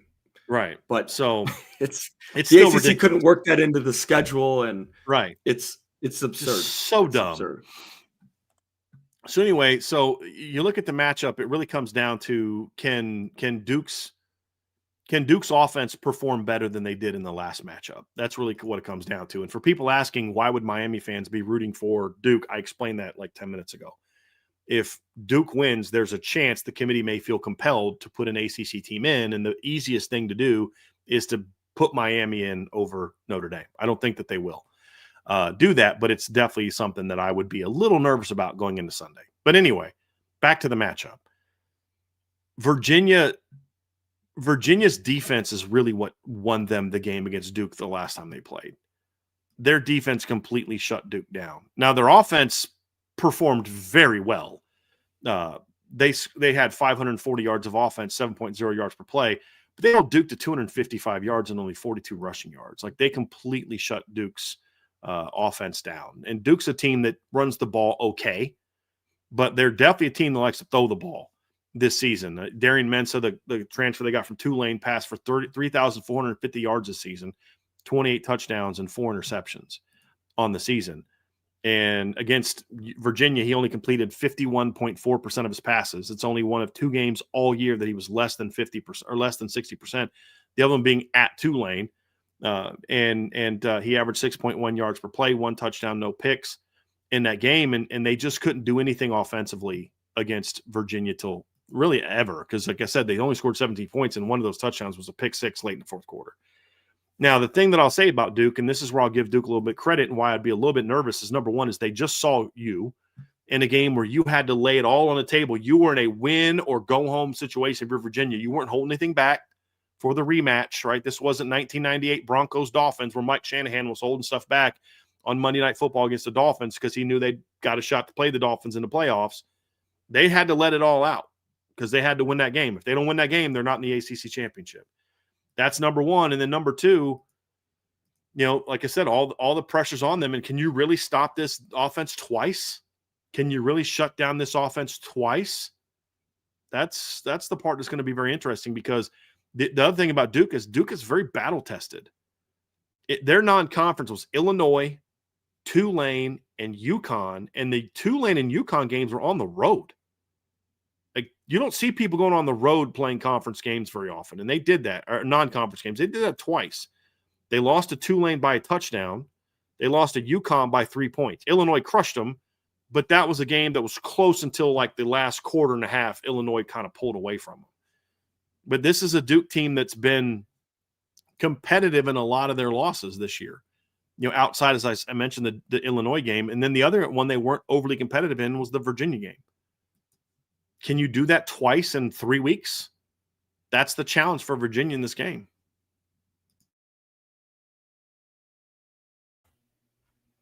Yeah, I think that is the challenge.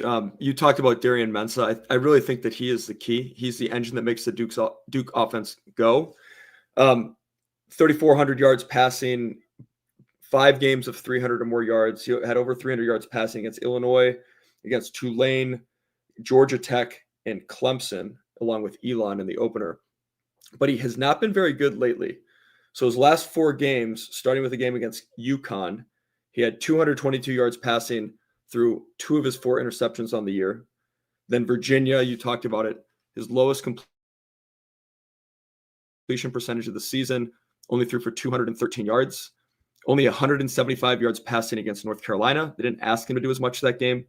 And then 268 yards passing against Wake Forest. So the last 2 games have been encouraging and a step in the right direction, but he hasn't been as explosive the last 4 games.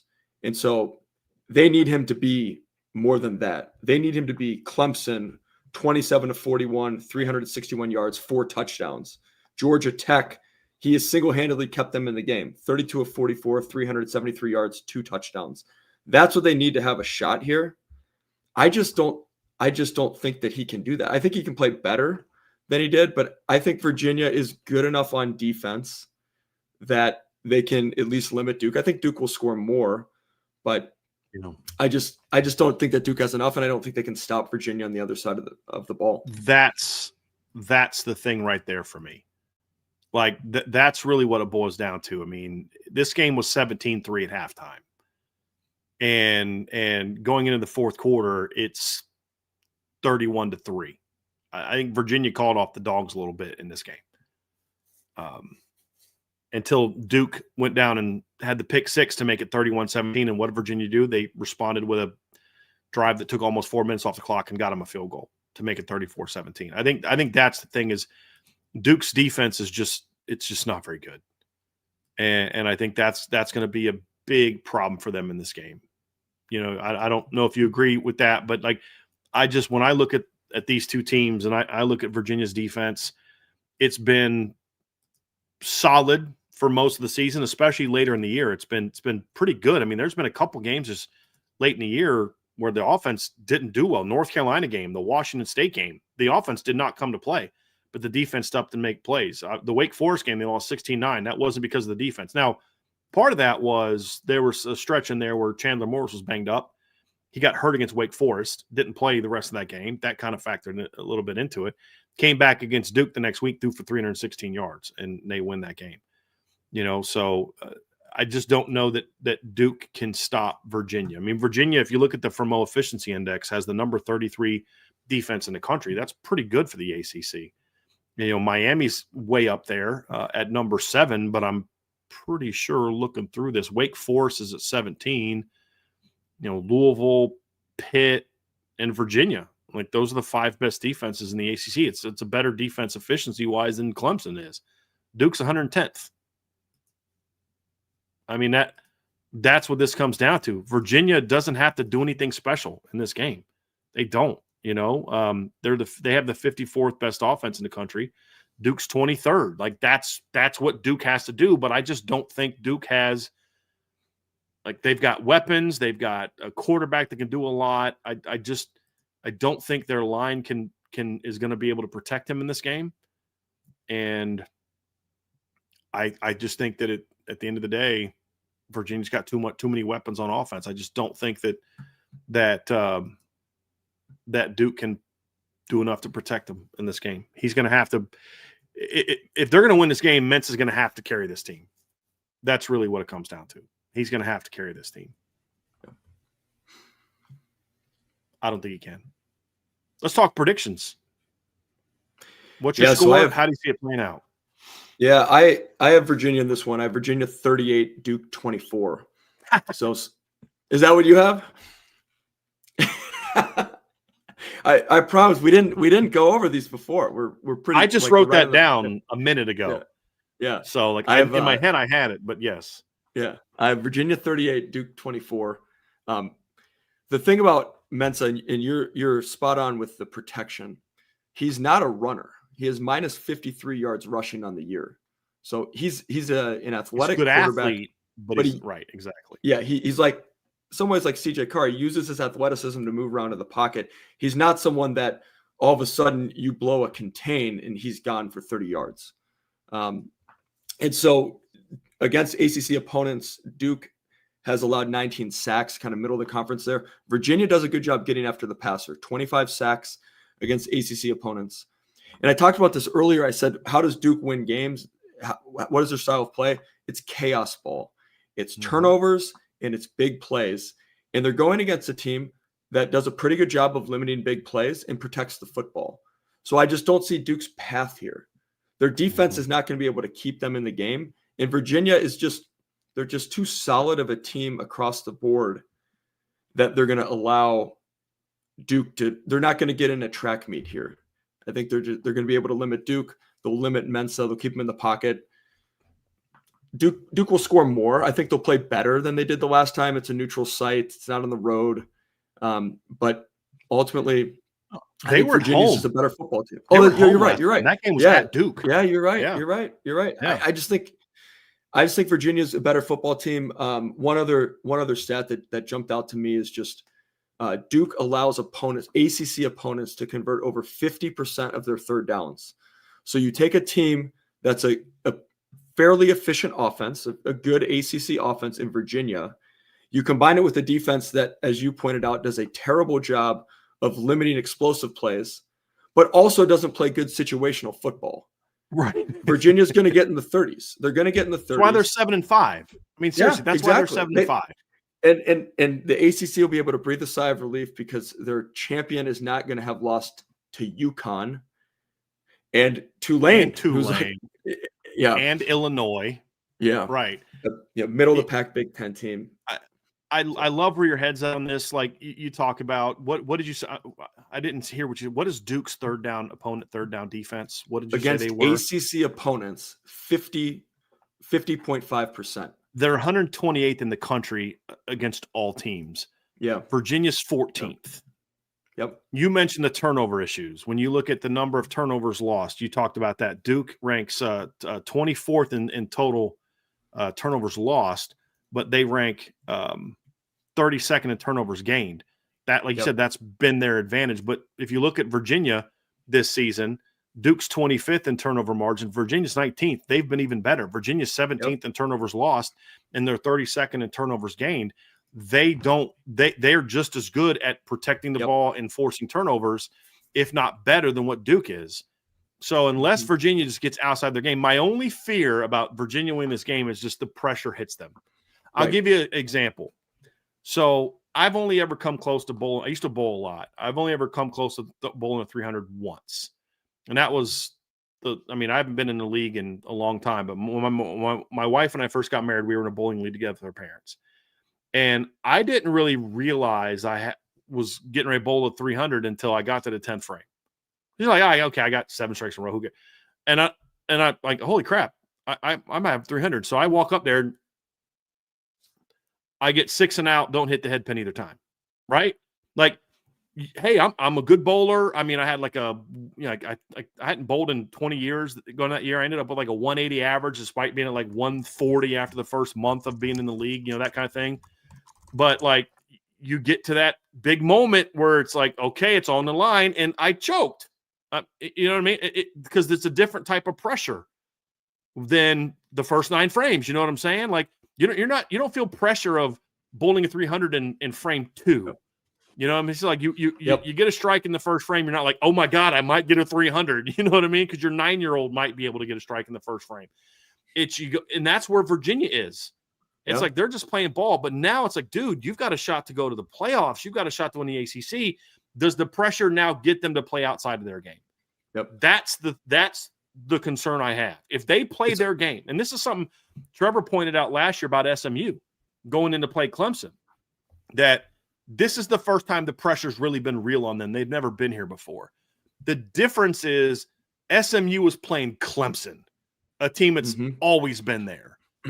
They're playing Duke. I mean, Duke hasn't played in the ACC title game since 2014? You know what I mean? So it's like, it's not like they're playing a team that's been here before or played in a lot of big moments. They're playing a team that's just as kind of new to this as they are. So that's kind of the potential saving grace. But like you said, there's no pressure on Duke in this game. No. All the pressure's on Nope. Virginia. It's uncharted Can they handle waters. it? Right. Yeah, Virginia last ACC title was a shared championship in 1995, last outright 1989. So it is uncharted waters for them. Yeah. And even like this year, to your point about pressure, they haven't even been the perceived front runner in the ACC all season until maybe like the last 2 weeks. It's always been Miami. Yep. And then it was Georgia Tech and SMU and even Louisville for a time in the middle of the season. And you said their last championship for Duke in the league was when? That was Virginia. Virginia was 1989? When was Duke's total? They shared in 89 with Virginia. They played in the Coastal Championship. Do you know who Duke's championship game? Do you know who Duke's coach was that year? That was Spurrier, right? Spurrier's right before he went to Florida. Exactly. Yeah. Little nugget there, but I'm with. I think Virginia wins. I have 38-24, as you mentioned. I do think it's going to be a close game early. I do think Virginia's going to have the nerves early. I think you're going to see them make some mistakes. Now, I don't know whether they'll be pick sixes or anything like that, but like Chandler Morris missing an open guy, missing a tackle. There's going to be, turning the guy loose. There's going to be some nerves early in this game. There is. But I think as we get to halftime, coming out of the second half, Virginia settles in and turns it on in the second half and puts Duke away. And Duke will make some mistakes. So I think it's a 14-point game, but I think it's a Virginia pulls away late type of 14-point game. I think we're all going to be going into this game at halftime a little bit nervous. Mm-hmm. Would I be shocked if Virginia comes out and just jumps all over Duke? No, I won't. But I just think that there's going to be a little bit of nerves early in this game for the Cavaliers because, like you said, they've never been here before. Now, what's interesting is, as a team, they've never been here before. But their head coach has been part of 2 national championship football teams in the playoff era. This isn't new for Tony Elliott. Mm-hmm. He's been here before. So if he learned some lessons from Coach Sweeney, then perhaps this is something that makes it a little easier to handle it. Some of the guys that they've had transfer in, I know he's banged up and they're not sure if he's going to play or not, but you've got Jaden Thomas on this team who went through a playoff run last year, was a key member of championship last year. Chandler Morris is the coach's kid. He's Chad Morris's kid. You know what I mean? So there's at least enough of those type of players. Mitchell Melton transferred from Ohio State, didn't play a ton at Ohio State, but was at Ohio State. There's enough of those guys that transferred in that kind of played on the big stages on top of the fact that their coach played on that stage. That makes me think that they've got enough of the leadership that you need to say we're going to be okay. Let's just go play our game. We know how to prepare. Look, Tony Elliott's been a part of. Actually, let me go look real quick. He was on Dabo Sweeney's coaching staff from 2011 until 2021. So that means he has played in or coached in. Excuse me. See Dabo right here. So he has coached in, let's see, 1, 2, 3, 4, 5, 6 ACC championship games. He's coached in 3, 4 national championship games. He knows what the preparation needs to look like to get your team prepared to play a game. So I think that they may come out early with some nerves, but I think they settle in quicker and it won't be the nerves that cost them the game. It'll be the nerves that maybe makes it a little bit closer early. But I think Virginia pulls away. Second, third quarter, they start to pull away in this game. So, Mr. McDonough, that was a lot of fun. So those are the big Power 4 games. Now let's dive into some of these G5 games that are going to be impactful. And the first one we're going to talk about tonight, Friday night. You've got Troy, 8-4 Troy, led by Jared Parker, former Notre Dame coach. Good for him. Had a heck of a bounce back year this year. 8-4, and that includes a loss at Clemson where they had a 16-0 lead, by the way. They play at number 25, James Madison. James Madison finally jumped into the playoff this year. The fascinating thing about what we're seeing tonight is the three teams, the three G5 teams who are battling to get 1 to 2 spots are all losing their coach in the offseason or when the season's over. Now, they're all going to coach in the postseason, but you've obviously got James Madison, Bob Chesney, and we'll talk about the other two coaches when we get to that game, who recently accepted the UCLA job. Game's going to be played at James Madison. So some of these leagues play, Boise State. The Mountain West is going to be played in Boise, Idaho. This is another one where it's played at JMU. Tonight, 7 o'clock on ESPN. FanDuel has James Madison as a 23.5 point favorite, and the over-under is set at 46.5. So they think JMU is going to score a lot, and they don't think that Troy's going to score a whole lot. So this is an interesting game. We're not going to dive necessarily into the matchup of this game, but what's at stake for James Madison is what we really want to talk about in this game, because they don't control their own destiny completely. But in order to have the opportunity to sneak into the playoffs, they have to beat Troy, and I think they have to beat Troy convincingly. I think if you're James Madison, if Duke beats number 17 Virginia and you win in a walk-off field goal against Troy,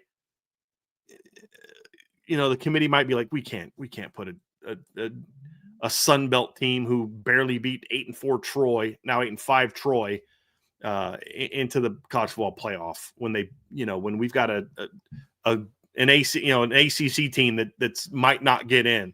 It's going to be a lot. But when you look at this matchup, for James Madison, you win and you give yourself a shot. That's the key. If you lose, you're done.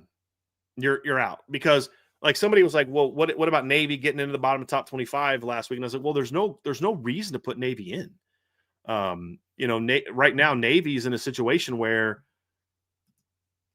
they can't get in because it's only the conference champions that have a shot to get in. So James Madison wins, then they're sitting back on Saturday. It's going to be like Selection Sunday for basketball teams. They're going to be sitting there at 8 o'clock, probably gathered together as a team, probably have it on a big screen somewhere on campus, and they're going to probably as a team be watching the game. It'd be my guess. That's what I would do, watching that Virginia and Duke game, because if Duke wins, they've got a shot to be that fifth conference champion that gets in.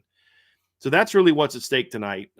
Is James Madison's got to win to give themselves a chance to be a college football playoff team. And they could be the first of all the teams to get that win, because the North Texas Tulane game doesn't kick off till 8.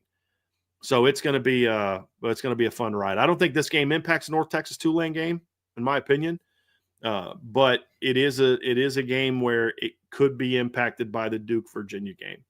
So that's why that game is at stake. That's tonight at 7 o'clock. I have James Madison winning this game convincingly. Andrew, do you see it going any different kind of way?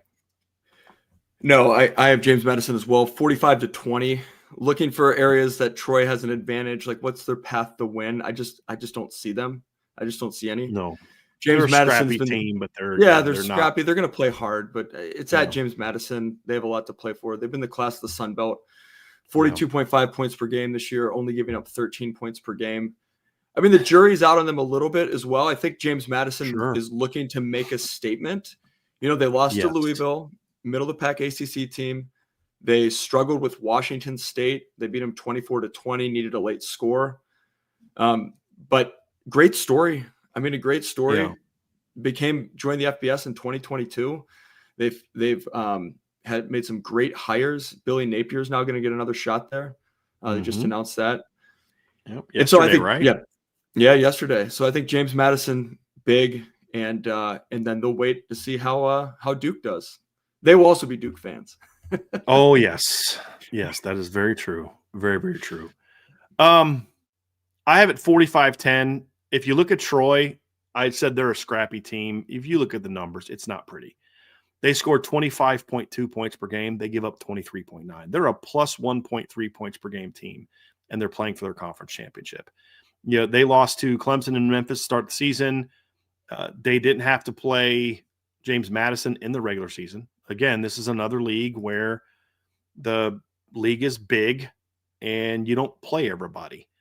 And so they were able to go through a season, and they did play Old Dominion and lost.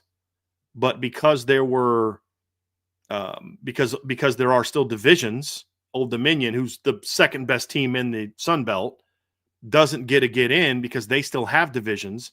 They beat Troy 33-0, but because they're second place in their division, Troy's first place, Troy gets in. So they're a great story. I'm happy for Coach Parker. I like Jared Parker quite a bit, but they lost 23-10 at home to Arkansas State. They beat Old Dominion 33-0.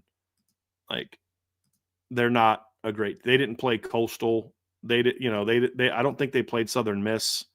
They did actually play Southern Miss and beat them last game of the year. So last game of the regular season. So I was wrong about that, but that's what got them in. They needed to beat Southern Miss to get in. They did. And, but again, they're a plus 1.3 point per game team. I don't think this is going to be close. I think Chesney understands, like, number one, he wants to finish strong with this team. But let's be honest too. This is a situation where you've got a chance to make a statement for the job you're going to as well. Like, hey, look what we did on national TV, and with a chance to go in the playoffs, we won 48-10, finished 12-1, all these wonderful things. And yeah, I mean, that's part of it too for Chesney. But I think these JMU players, they want a shot to play in the playoffs. So I think they're going to come out fired up, and I think they're going to roll Troy. 45-10 is what I have. Oh, I'm sorry, 48-10 is what I have. I think they're going to steamroll them. 8 o'clock is the big one. 8 o'clock, Yulman Stadium in New Orleans. The ABC, Friday night. North Texas, number 24, North Texas at number 20, Tulane. This is a game where the winner is in the college football playoffs. FanDuel has the line in this game at North Texas favored by 2.5. I was a little surprised by that, to be honest with you. I thought Tulane, who's the higher-ranked team, would be favored. They're both losing their head coach. The over-under is 66.5. I think that is one where I don't bet, but if I did, I would, instead of taking the -2 for North Texas, I'd take the over. There's going to be a lot of points scored in this game. A lot of points. North Texas is the number one scoring offense in all of college football. They're averaging 46.8 points per game. Their lowest point total of the season was 31 points in a win over Navy. They have scored over 50 points this season 7 times over Lamar, Washington State, UTSA, Charlotte, UAB, Rice, and Temple. And they've scored over 40 points also in a win at Army. And their one loss of the year, they gave up 63 points to South Florida, but they scored 36. I mean, they can score.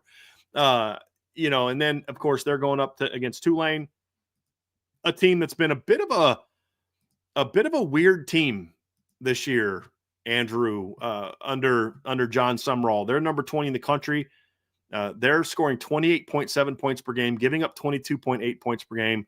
They beat Duke and Northwestern in the non-conference, which is impressive, which is why they're the highest ranked group of 5 team, despite having 2 losses in the same league as North Texas, because North Texas's out-of-conference wins were Lamar, Western Michigan, Washington State, and Army. Whereas they not only beat Duke and Northwestern, but they beat Northwestern by 20. They also played Ole Miss in their non-conference, got beat 45-10. But then they went on the road and lost to UTSA in a blowout, 48-26. So both teams had one league loss, and it was a blowout on the road. It happens. Tulane is more of a grinded-out team than North Texas is. It's a different type of team. They've won games scoring 24 points in the league, 26 points in the league, 27 points last week against a bad Charlotte team. It was 21-0 at halftime. They kind of called off the dogs in the second half of that game. But this is 2 very contrasting styles. The quarterback situation is interesting because they lost Darian Mensah to Duke, and then Jake Rensler got kicked out of BYU this summer. He comes to Tulane and takes over. It's had a pretty good year for them, but this is a scrappy Tulane team going against a high-octane North Texas team who is led by a freshman quarterback that has passed for 3,835 yards and 29 touchdowns and only 4 picks, and Drew Mestamaker. So this is going to be a very high-scoring game, in my opinion. I do think that Tulane's going to need to score if they want to win this football game. They're going to have to be on their best offensively. North Texas is going to have to figure out how do we make stops. But the fact is what's on the line in this game, the winner goes to the playoff. The winner gets a big payday.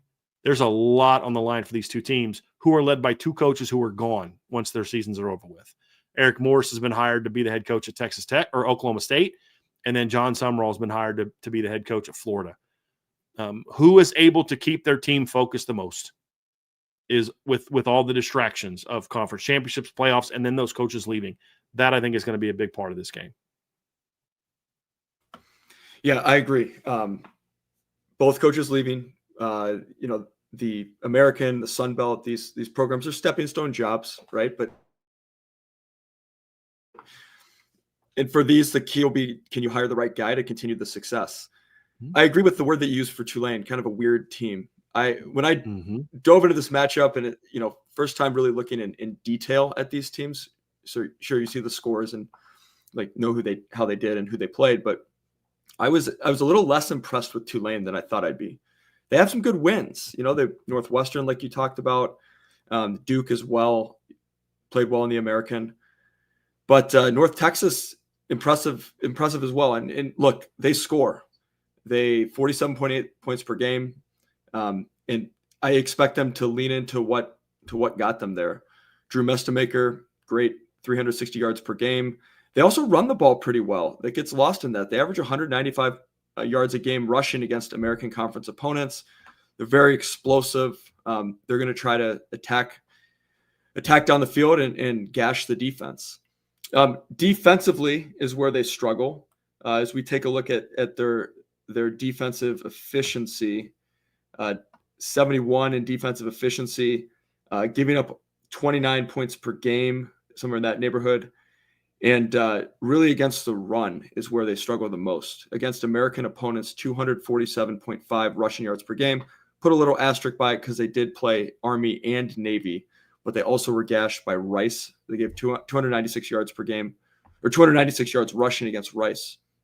The one thing that encourages me on the defensive side of the ball is 5 of their last 6 games, they've held their opponent to under 400 yards of offense. And they're coming off a game against Temple, where they held Temple to 316 yards, just 4.5 yards per play, which is their lowest really since week 3 against Washington State. For Tulane, I think it's going to come down to keeping the North Texas offense off the field and leaning into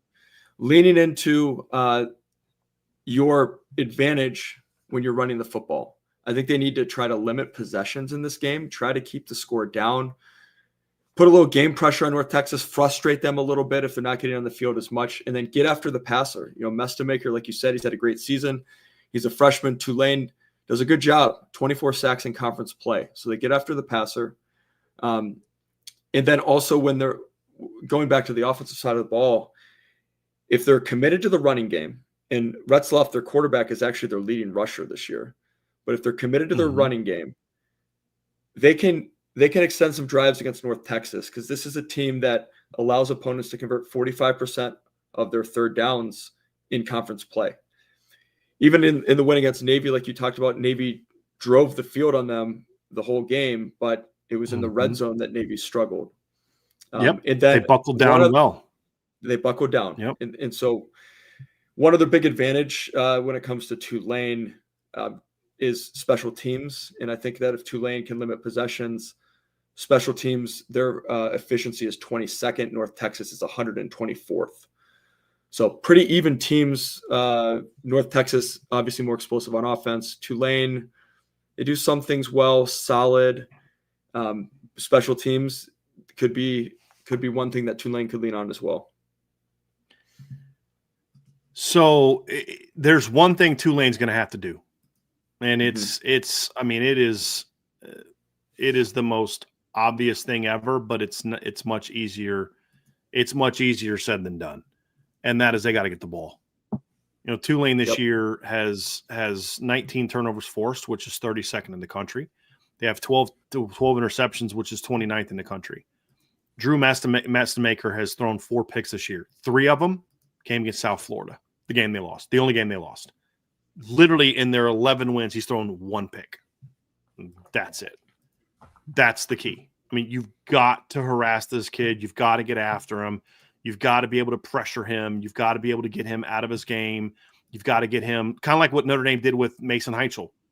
You've got to get him, speed up his clock, make him think I got to get rid of the ball quickly, which is a little harder for him to do against him than it is for Mason Heichel, because this offense is built on the quick game, the short throws. I mean, it's like it's a little harder to get to him, but you've got to throw off different looks. You've got to confuse him pre-snap. You've got to take some chances defensively to say, hey, if we don't get to him, he may hit us on this, but he's going to hit it on you anyway. So give up a couple of those plays that they're going to get anyway to say, hey, we're going to have to get after him and force some mistakes.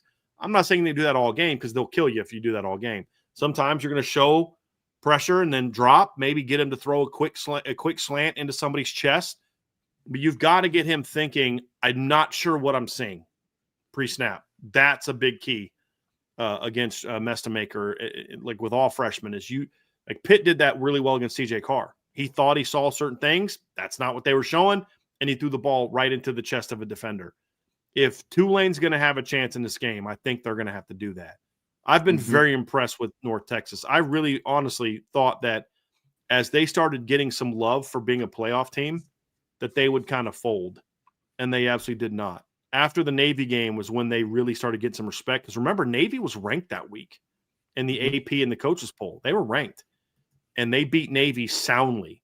Navy was never really – like, it was a 14-point game. They didn't blow them out, but they beat them soundly. You never felt like Navy could stop them in that game.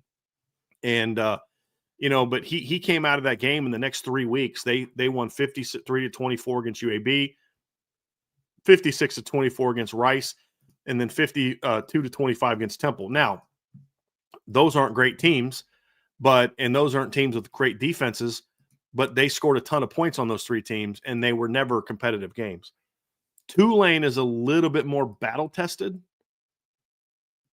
In my opinion, they've played a tougher schedule. But my question is, does Tulane have enough?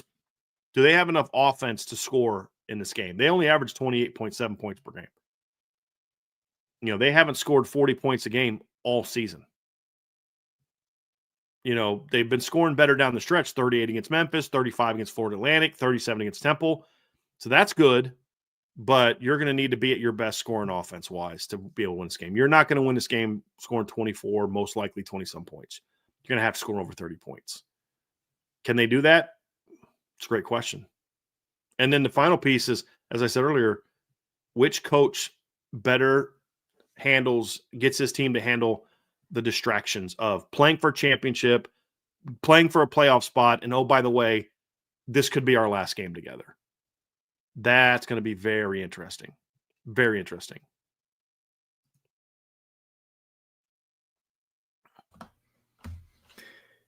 Yeah, I think it's spot on. It's the right questions to ask. Do you want to do score predictions now? Yeah, let's do it. So in terms of score predictions, I went back and forth on this one. Tulane is playing at home.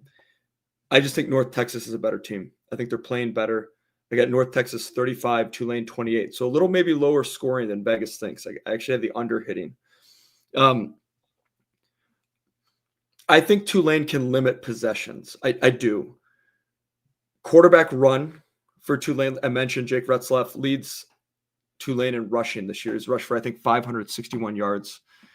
Mm-hmm. And I think QB run game is a way that you can move the chains. North Texas, like I said, not great as a third down defense. But as I look at path to victory, can Tulane take away what North Texas does really well? And I don't think they can do it for 4 quarters. Tulane really struggles to stop the pass. They're 11th in the American in pass defense. They give up 251.4 yards per game, and they haven't faced a passing offense like North Texas. They're also susceptible to explosive plays. And then what does Tulane do well? And you said it was the key to the game. It's get after the passer. They're pretty good at that, and they're going to have to sell out. But the North Texas offensive line, despite throwing as much as they do, has only given up 8 sacks in conference play. 13 on the season. So they're a good pass protecting team, despite the fact that they throw for 360 yards per game. And so I just think as the game plays out, Tulane's going to be fired up. They have the home crowd. They're playing at home. It's at night, all this stuff. I just think that North Texas can get into a game like this because they have the experience of playing the service academies. They can get into a lower scoring game, get into more of a slugfest and be comfortable like they did against Navy. And then I just don't think Tulane can take away their passing game for 4 quarters. Agree. Here's another key part to me. You've brought this up a lot in other breakdowns. Is North Texas is 6th in the country this year in turnovers gained. They've recovered 12 fumbles and picked off 13 passes. They're also 24th in the country in turnovers lost. They've lost 4 interceptions and eight fumbles. That's a big difference. Tulane, on the other hand, is 53rd in the country in turnovers lost. I think and they're 32nd in turnovers gained. So turnovers haven't been a huge part of their season in forcing turnovers, but they have turned the ball over a lot. And in some of the games where they've struggled, that's been a big key for them. And you're going against a team. I mean, they turned the ball over 4 times in their loss to UTSA. 4 times. Only gained 0 in that game. You know, why was it an ugly game against Charlotte? You only scored 27 points against the worst team in your league because you turned the ball over 3 times. That's why. And North Texas, one of the things that Eric Morse has done a great job here is, they're an offensive generated team. But what I like about the job he did this year is he understood, look, we aren't going to be a number 1 ranked defensive team. We score too fast on offense. But they didn't sacrifice defense either. He's like, okay, so how do we be good how can we be good on defense in a league like this, right? How can we be good on defense when we are scoring the way we're scoring? Okay, we're going to be very disruptive against the pass game. They give up over 200 rushing yards a game. That's the concern I have for them in this game. Like you said, can Tulane control the ball? I think some of that is you're willing to give some of that up. I mean, if you're North Texas, you're willing to give some of that up. And then the other thing too is they did play Army and Navy. That factors in a little bit as well. They gave up 387 yards to Army, and they gave up 311 yards to Navy. So if you look at what they've done against more traditional offenses, meaning non-triple option offenses, they're giving up 179.7 rushing yards per game. That's still bad, but it's not as bad as the 200 they're giving up on the season. I think part of it is like they'll let teams run the ball. Fine, you want to run the ball because you can't milk the clock against us. We go too fast. You know, we're different. And I think that's going to be a big key. But Tulane is going to have to protect the ball better than they have in some of their big games this year. But I think what North Texas has done is, look, we're not going to just be this gauntlet that stops people. But what we're going to be opportunistic. We're going to bring a lot of zone pressures. We're going to mix up our coverages. We're going to force your team into mistakes. And that's what's worked for them. I think it's the strategy you have to be this kind of up-tempo air raid offense. Is you're not going to build the Ohio State defense, the Notre Dame defense. What we have to build is a very opportunistic defense that gets stops by turnovers and creating chaos, positive chaos for your football team. And I think he mastered that perfectly this year with his football team. This was a heck of a coaching job. Their schedule was not as strong as Tulane's, not even close. They still beat Washington State by 49. Washington State was 66-6 this year. They almost beat James Madison. You know, they almost beat Virginia. They almost beat Ole Miss. Yes. And they got destroyed by North Texas, who gave them the worst beating of the season. They lost 59-10 to North Texas a week later against Washington State at home. They lost 59-24. Like, this team was dominant this season outside of one bad game against USF,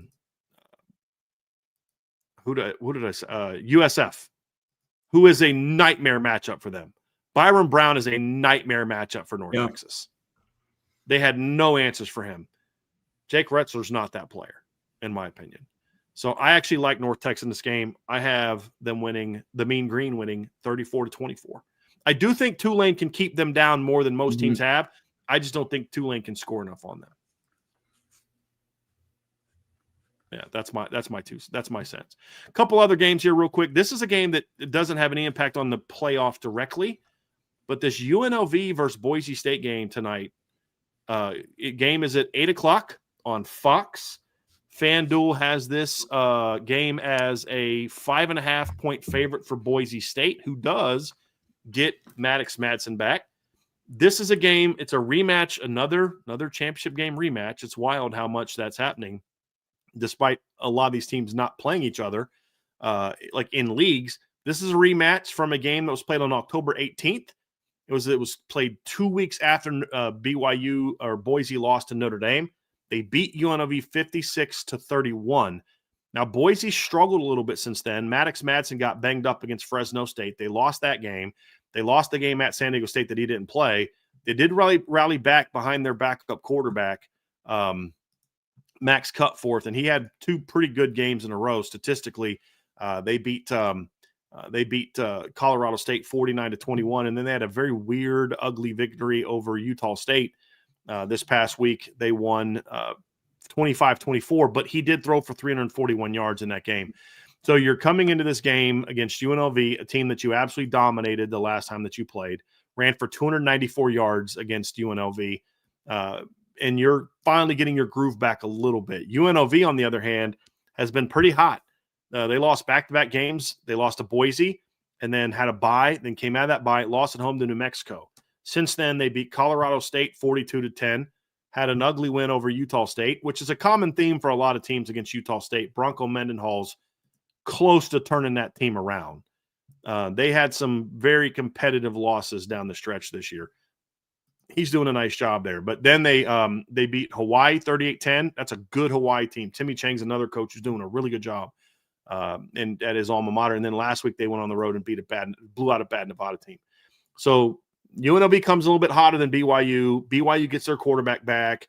How's he going to be able to get going? All those things are intriguing matchups. And if you want to make predictions, we can. But this is more so about this is the one game that could be played that could impact one of the teams vying for a playoff spot that's not playing, and that's Notre Dame.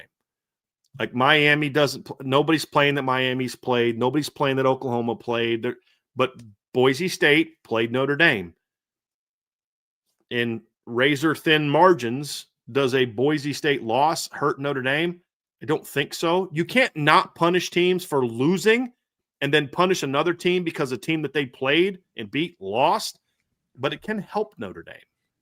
If the committee's looking for another reason to say, hey, look, Notre Dame played and beat the Mountain West champion, a 9-4 team whose 2 of their losses were because they didn't have their starting quarterback who led them to a playoff berth last year. So if you're going to give Miami credit for losing to an SMU team that made the playoff last year, don't you then have to give Notre Dame credit for beating a Boise team who also made the playoff last year? So I think this is for Notre Dame specifically, this is an intriguing game. You should absolutely be locked into this game because I don't think this game hurts Notre Dame no matter what happens, but I think it could help Notre Dame if Boise State's able to win. It's being played in Boise, by the way, at Albertson Stadium. Yeah, I see it the way that you do. Shouldn't hurt Notre Dame because even if Boise State were to lose, it's still a quality win. They ended this game 8-4. They dropped to 8-5. It's still a quality win. It's not like they're going to go from 7-5 to 7-6 or something like that. And then, I mean, there's an outside shot that if Troy shocks the world and then Duke wins and Boise State wins, then you get into a Boise State versus Duke discussion. I mean, theoretically they have a slim path. I mean, so there's something to play for because it's about conference champions. It's not about conference champions. Navy's ranked higher. Yeah. It's San Diego State beat them head. It doesn't matter. It's conference champions. So you're either going to take an 8-5 Duke team, a 9-4 Boise State team, or again, 9-4 Troy. A 9-4 Troy, which you're not going to do. Western Michigan, right? You're not going to take the MAC champion because you're not going to take 8-4 Jacksonville State against 9-3 Kennesaw State. You're not going to take the winner of 8-4 Western Michigan and 7-5 Miami of Ohio. I didn't think about that, Andrew, but 9-4 Boise, who lost to South Florida, who lost to Notre Dame, who was a playoff team last year. That's an interesting one. Yeah, I mean, if we get there, goodness gracious, where's the emergency bylaws to say, all right, Notre Dame, Miami, you're in. Like, let's Yes. let's stop being silly. But the one factor in this game, in living up in the Pacific Northwest, even though Boise's on the other side of the mountains and not that close mileage wise, weather. Weather for this game, low 40s, possible rain snow mix, similar to last year when these two teams met in Albertson Stadium in Boise for the Mountain West Championship. Ugly game, but UNLV plays in a dome, and Boise State beat them 21-7. Yep. I see a similar type of game. I did do a score prediction for this one. I have Boise 27, UNLV 16. I think that getting Maddox Madsen back is big. UNLV is not great against the pass. They give up over 230 yards passing per game. Neither team's that good at stopping the run. But Boise ran all over UNLV in their previous matchup. But I just think in the weather dome team, I just don't trust UNLV to be able to be as explosive as they were on offense the last time these two teams played, when it was like a 50-degree and sunny, great, beautiful day for football.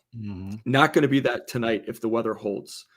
And Boise State in the previous matchup, another way that they got UNLV was they played really good situational football.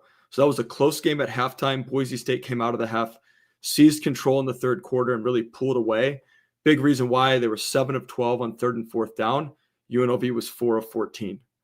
Boise had 3 sacks, 7 tackles for loss. So I think they have an advantage. They also had a lot of big plays in that game. Yep. I mean, they averaged over 9 yards running the ball. Yes. Davis over Riley 9 yards of play. Yep. And so that's going to be the think key for me for Boise. It's not Maddox Madsen and all that. It's can their line move UNLV around the way that they did? Because UNLV can score, but their defense, they're giving up over 28 points a game. Right. So that's going to be the key. They're going to have to, if this becomes a slower pace game, you're playing right. It's advantage Boise, because then the UNLV literally is getting cold on the sideline. Literally. Yep. You know what I mean? Like I'm not even like, oh, you're getting cold. Like the theoret. I mean, literally, the longer they have to sit on the sideline, the better that is for you. There's no question about it. Yep. I like it. I got 28-20 Boise. What was your score? You said again? 27-16. Yeah. Boise.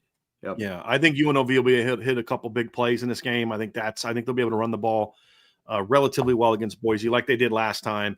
I don't think they're going to be able to throw it as well as they did against Boise last time, to your point, which is why I don't think they're going to score as many points. I do think it's going to be a little bit lower scoring game, but I think the Boise ground game and the Boise front takes this game over and wins this game. And then how does that impact Notre Dame? I guess we'll find out on Sunday. Last couple, just real quick, Kennesaw State, Jacksonville State. Don't have a lot to say about that other than what a tremendous job that the Kennesaw State coaches have done. I mean, that was a team that's very new to Division I football. Like, I think this is their second or third year playing D1 football. They were an FCS team before that. Jerry Mack, their head football coach, has done a tremendous job. He came from the Jaguars. He was with Tennessee at Josh Heupel for a few years.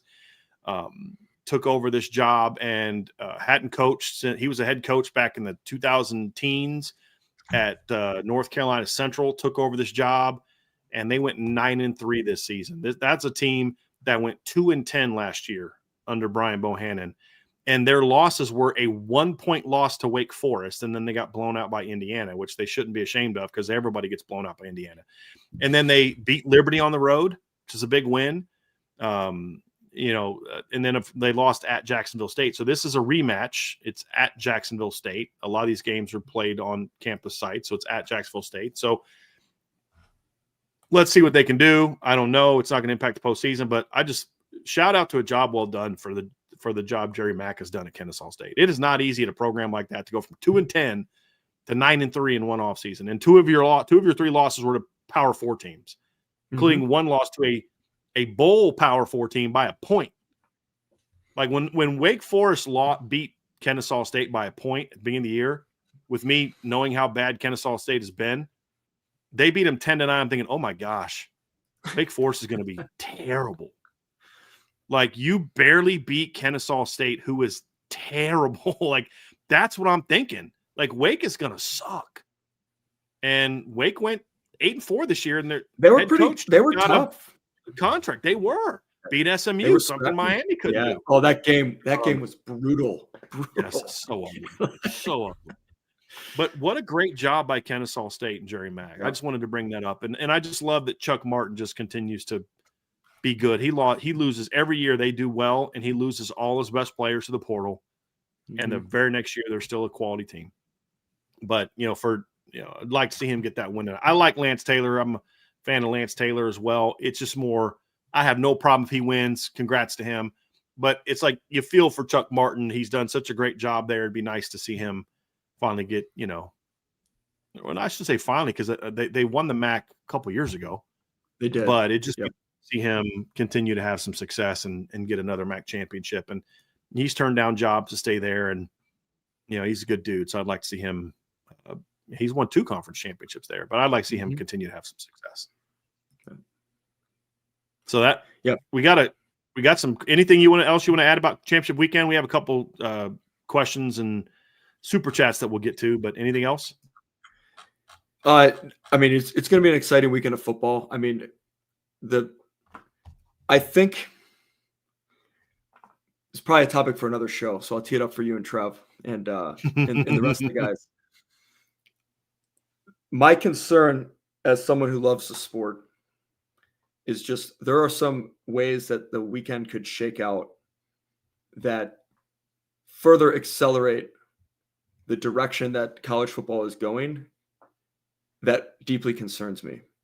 Mm-hmm. Elaborate, please.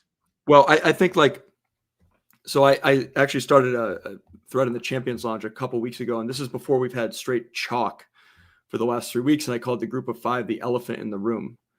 Mm-hmm. There's a very real chance, we talked about it, that if Duke wins, there's 2 group of 5 teams. And I think that North Texas, Tulane, and James Madison are fine teams, have had great seasons, but none of those teams are what Boise State was last year in my mind, which was a consensus top 10 team. And you start to game plan out the scenarios and you just take a look and say, we have teams that are on the fringe of the top 25 only because the committee has to rank them in some ways. Maybe you could argue North Texas, Tulane, fine.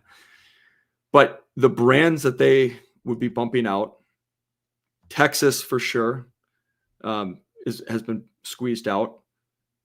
It looks like Miami will be squeezed out. And there are situations where Notre Dame or Alabama could be squeezed out by teams that they would be favored on a neutral field by 3 touchdowns or more against. Yeah. And I don't think it's necessarily a bad thing for the playoff that good teams are left out, because it doesn't devalue the regular season.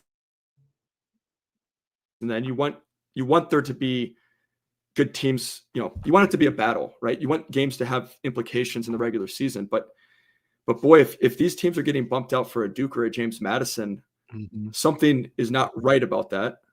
And sure, it's the way that it's the rules that everyone agreed to, but it's going to expand it to 16, or it's going to cause the CFP to break off and the formation of super conferences.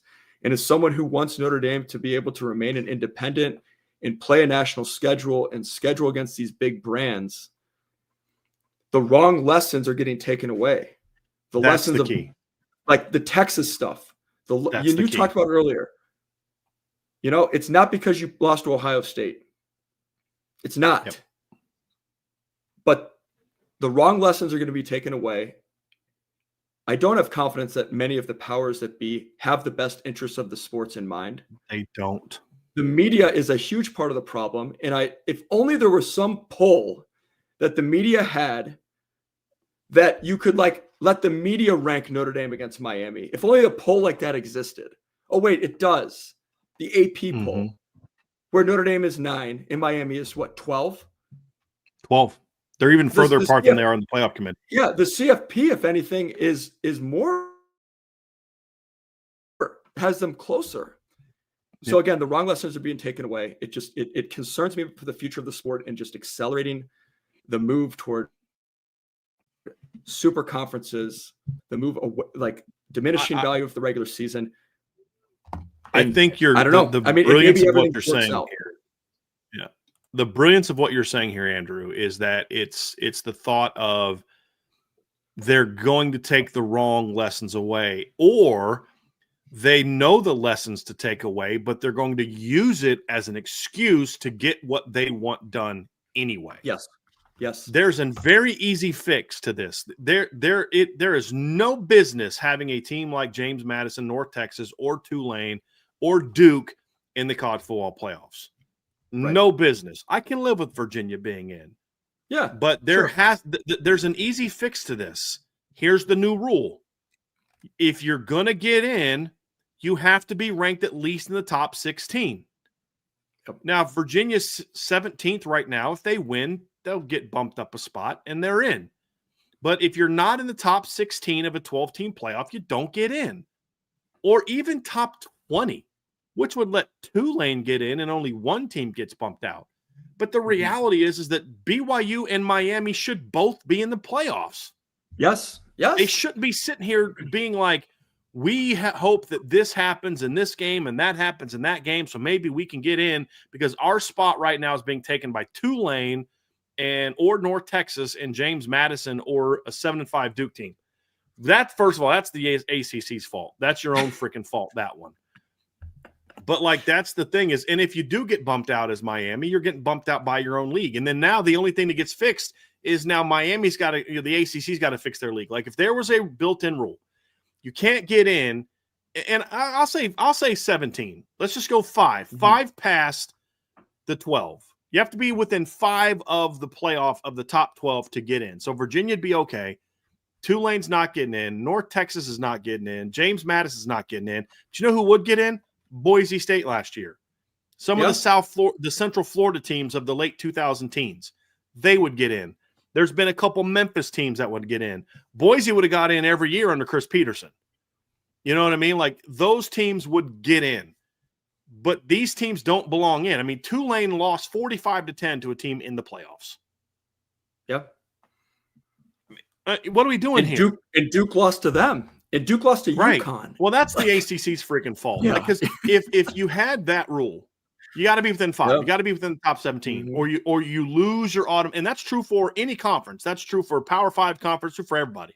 If your champion's not in the top 17, you lose your automatic bid. There you go. Yep. The other part of it is, then if we had that, then the only issue this offseason is, hey, ACC, fix your stupid tiebreakers and do it like the grown-ups do. Because the Big Ten's got some stupid tiebreakers too, but you're never going to have a 5-loss team in the Big Ten making it, because it's too good of a league. The top teams are going to dominate. Worst case, you're going to have a 2 or 3-loss Oregon, Indiana, Ohio State, and Michigan getting in. Something like that, right? Right. But in a crap league like the ACC, you're going to have teams going out and getting curb stomped outside of their league and getting in at 7-5, where they only lost 2 games in their garbage league. But they went out there and, got beat by UConn and got beat by Tulane and got beat by Illinois, all by 2 of those. One of those games was a blowout. So that's where it comes down to, is all we'd have to do is fix the ACC. But because you have no cutoffs, there's no, hey, it's got to be at least this. We have to sit here and watch whoever the number 5 seed is take on a sacrificial lamb that could end up being James Madison, maybe North Texas or Tulane. Maybe it ends up being freaking Duke or Boise State, like you mentioned earlier. Those teams have no business being in the playoffs. No business being in the playoffs. So, Kenny Jones says, why have any rule? Just pick the best 12. Is that so difficult? I personally would be okay with that, but they're trying to make it to where they're giving more conferences access. And I'm actually okay with that, because the problem, if you don't have some protection for conference champions, is when you have a league like the SEC, which this season is vastly overrated, teams that shouldn't be in are going to get in because you're getting overrated. So let's say BYU gets beat this weekend. Let's say it's just the top 12 teams. BYU gets beat this weekend, and they drop down below Texas. Texas doesn't deserve to be in the playoffs. If there was some level of conference protection, then okay, Miami gets in, but then Virginia leaps over Texas, because guess what? Texas doesn't belong in the playoffs, and Virginia's the ACC champ. So there needs to be some protection for the non-SEC and Big Ten schools against teams, against this notion that you're going to have the Big Ten and SEC occasionally be overrated. there's some years that the SEC or Big Ten deserves 5 teams in the top 10. And I'm okay with that if it's those years. This is not one of those years. This is not a year where Alabama deserves to be protected by the committee. They're not that good. So that's my thing is I'm okay with that, but you've got to put some sort of standard on the conference champions getting in. There's got because this has been a problem way before the playoffs. Remember back when Wake Forest made it to a BCS game one year. There was a year where UConn played Louisville in the Orange Bowl. It was terrible. They were a 4-loss team. You remember that? I do. They were terrible. Yeah. What was the year that Pitt played Utah? Wasn't it 2004 when they played Utah in I think it was the Fiesta Bowl, and it was a Walt Harris. What was their record? They were 8-3. They got beat by Syracuse. They got beat by 12 by UConn. They got beat by Nebraska. They needed overtime to beat Furman. You know, they needed overtime to beat Boston College, beat Temple by 5. You know, they were not very good. And then they play in the Fiesta Bowl. Why? Because they were the Big East champs. There needs to be some sort of cutoff that says, hey, you get an automatic bid if you're ranked here. Right. The problem is they won't go that route because it's not about finding the best 12. This is all about money to these people. Right. How can we maximize money for our league? That's why the Big Ten is floating the stupid 24-team playoff, because they want to get it down to 16. And what they're doing is, and it's actually kind of smart, well, fine, you don't want 24. Fine, we'll accept your 16, but you got to give us 4 automatic bids. Because Tony Petitti's an absolute scumbag. Yeah. Absolute scumbag. And fortunately, so far, Greg Sankey's fought against that because he's the only person that can stop that from happening. But that's my thing is, but yeah, I would rather it just be the top 16 teams. And if the Power 4 champions are ranked here, they get in. And if a group of 5 team gets in, it's because they're like Boise was last year, and they are good enough to get in. The committee has shown they will respect the group of 5 if those teams are legitimate teams. Right. Boise and why State did Boise? Why was? Go ahead. Yeah. Go ahead. And then also, I know I don't think they were. They were in the American at the time. Cincinnati, made it in. They'll respect a team that is a legitimate college football playoff participant. Because why did they respect those teams? Not because they were 11-1 or 12-0. Yeah. Because they went and played people. They did. They could win. What helped Boise last year? It was going on the road against the number 1 team in the country and taking them right down to the wire. Yeah. And then they beat a ranked UNLV team twice. You know, why did Cincinnati get in 2021? Because they went on the road and beat a ranked Notre Dame team. You know what I mean? Like reward those teams. Like if Tulane would have won their league and let's just say not lost to, Ole Miss by 1 million. If Tulane is sitting here at 11-1 and all they have is a 10-point loss to Tulane, I'd be like, hey, you know what? They belong. They deserve to have their shot. They beat Duke, they beat Northwestern. But you can't get in when you lose 45-10 to a playoff team. You showed you're not a playoff team. Yep. So, yes. And we got these Miami fans that are just so thick. Yes, South Florida counts as a quality win for Miami. It's one of the 3 that Miami has this year. Yes, or 4, excuse me. Miami has 4 quality wins. South Florida is one of them. It's not our rule. We're not determining that Boise State's quality win. It's the committee's rule. Anyone above 500 is a quality win. So, yes, South Florida is one of the 4 quality wins for Miami, just like Boise State's one of the 5 quality wins for Notre Dame. It's not that hard to figure out. Just do a little bit of research and you'll figure that out. So, yes, that is a quality win. So, sorry that I came at you, John. I just get that question a lot. So I appreciate he said some kind words right after I hammered him. So now I feel bad. So I appreciate that, John. But I just get that question a lot from Miami fans, and they just don't want to hear it. So it's my bad, John. I shouldn't have gone at you like that.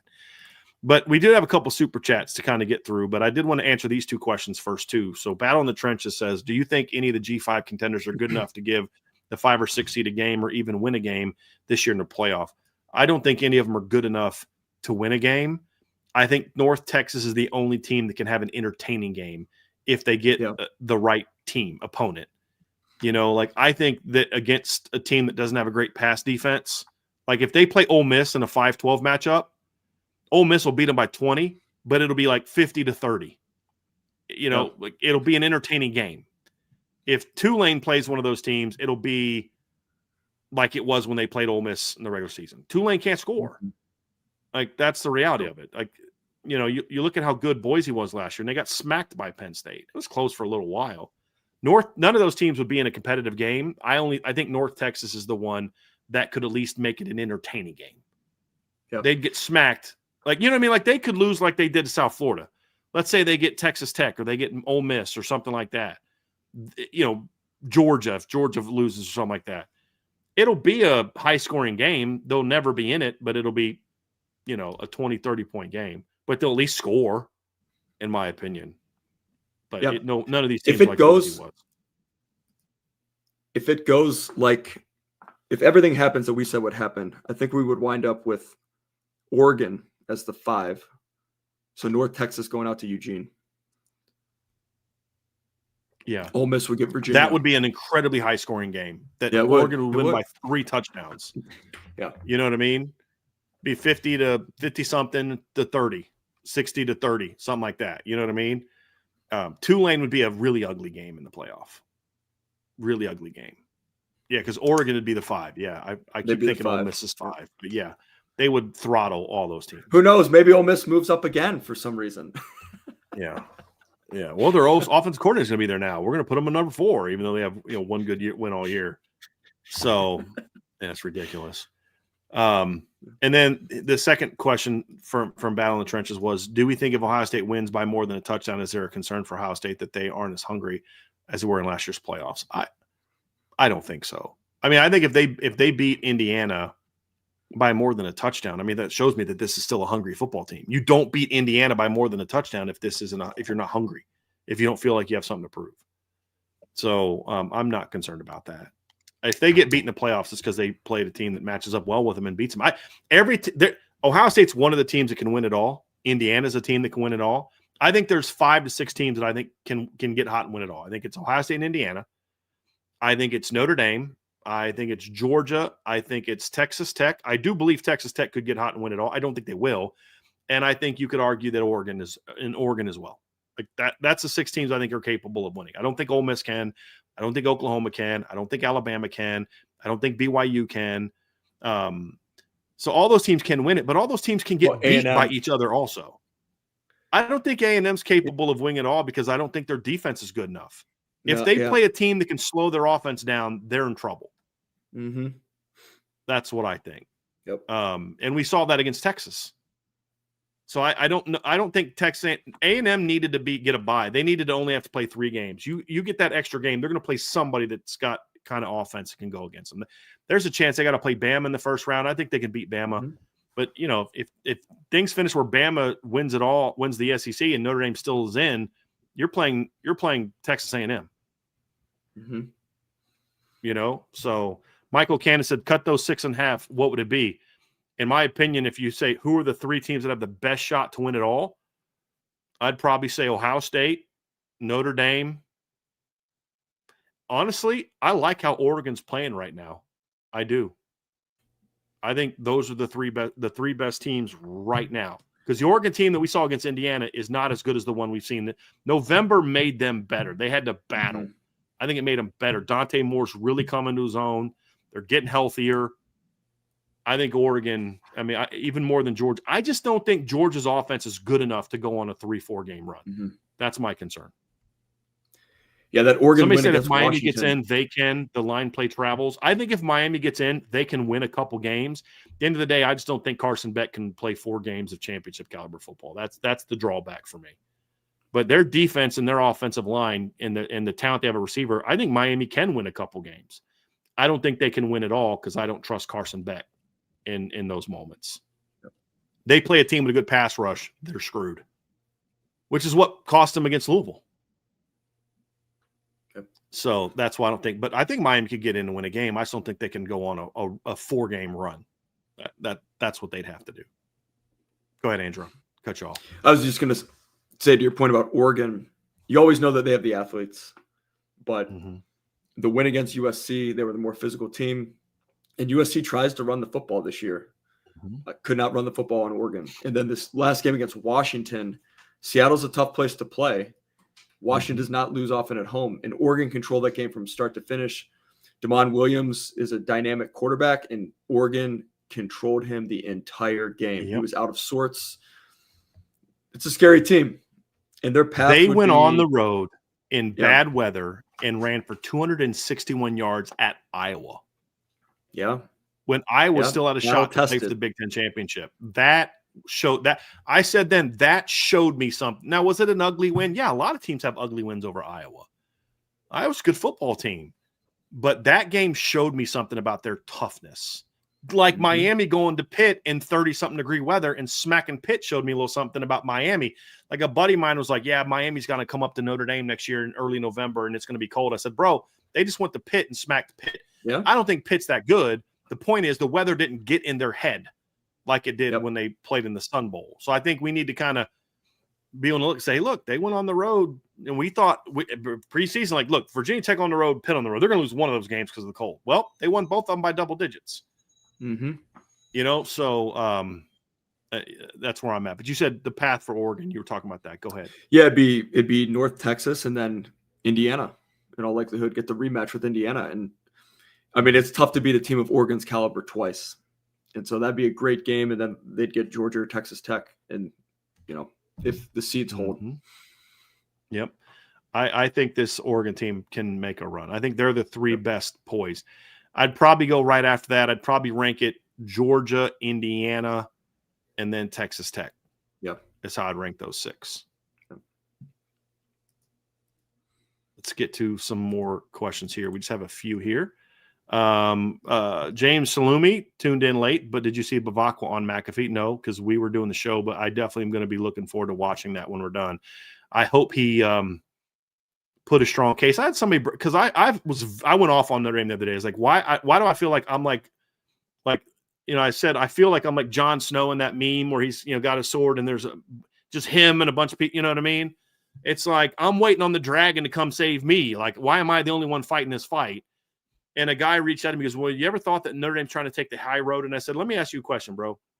If there's a political battle in your town and one guy's just fighting dirty and the other guy just sits back and takes it and is just going to take the high road, who's going to win that election? It's going to be the guy that ran all the negative ads, because that's just how, as a society, that's who we are. I hate it. I don't like it, but that's a reality.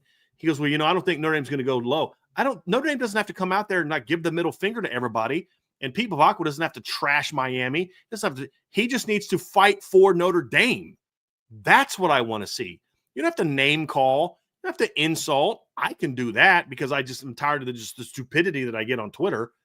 But anyone that's willing to engage me in real talk, I'll debate with you. I'll state my case. I had a Power 4 head coach reach out to me yesterday and said, do you really believe this? I said, yeah. And I gave him this long answer, showed him my graphs and everything. He's all right, cool. Thanks, man. Appreciate it. You know, but like, I'll debate this with you. But like, why is it just us? Why is it us and like one other site that are fighting this fight? Where are you? So I'm looking forward to seeing Pete Bavakwa. I guess he was on Pat McAfee. I hope he stated his case and stated it with some authority. Doesn't mean you have to get insulting and dirty and get in the gutter, but you better fight. You better stand up and fight. And I hope that they're finally doing that, because I just don't know if that's who Marcus Freeman is. I think because he's so locked in on team glory and the messages to the team that I don't think he wants to get into the weeds of it. And maybe someday he'll learn. But like, I don't care about you fighting that fight. Your AD better do it. But what I need you to do is not let freaking Pitt get that last touchdown on the board and not let Stanford get those last 2 touchdowns on the board. That's what I need you to do. And then let me and ISD and Pete Bavakwa and, you know, other, you know, well-known Notre Dame alums, Mike Golick and people like that, let us fight that fight then. You know, but that's who needs to be stepping up. Pete Bavakwa needs to be the front and center. If Dan Radikevich is going to be out there running his mouth, if Jim Phillips is going to be out here running his mouth and tweeting stupid things, then you need to as well. So that's kind of where I'm at on that one. So Aiden Benami, cheers to all top 0.5% listeners for IB on YouTube. So apparently Punch people got like their scores of most watched shows, and there's people that were in the top half or got their little IB notifications and put those up. So I appreciate y'all very much. IDN also says 24-27 early enroll. That's impactful and amazing thoughts. That's 24 of Notre Dame's 27 signees in the 2026 class are going to be early enrollees. The only ones that aren't, I believe, are Ian Premer because he plays basketball and baseball. I think it's Gregory Patrick and one other offensive lineman. I have to go back and look. But I think that is amazing. And they need it. I mean, they're going to need the extra arm in the spring at quarterback. The running back depth chart's going to need that. You're not going to have Kedron probably this spring since he got hurt in fall camp. He probably won't be healthy with a torn ACL in March. You know, you're going to get some playmakers at wide receiver. Who knows what your receiver room looks like? So, you know, and then Ian, I was hoping Ian Premer could get on campus because he's got a shot to play for them next year. But, you know, Rodney Dunham and Ebenezer Utade getting 5-6 month head start in the strength program. That's going to be fun. Kari Adams getting coached up by Mike Mickens for an extra few months. That's going to be fun. So, yeah, I think it's amazing. I really do. I just think the most staggering statistic of all is Notre Dame's 0 decommitments.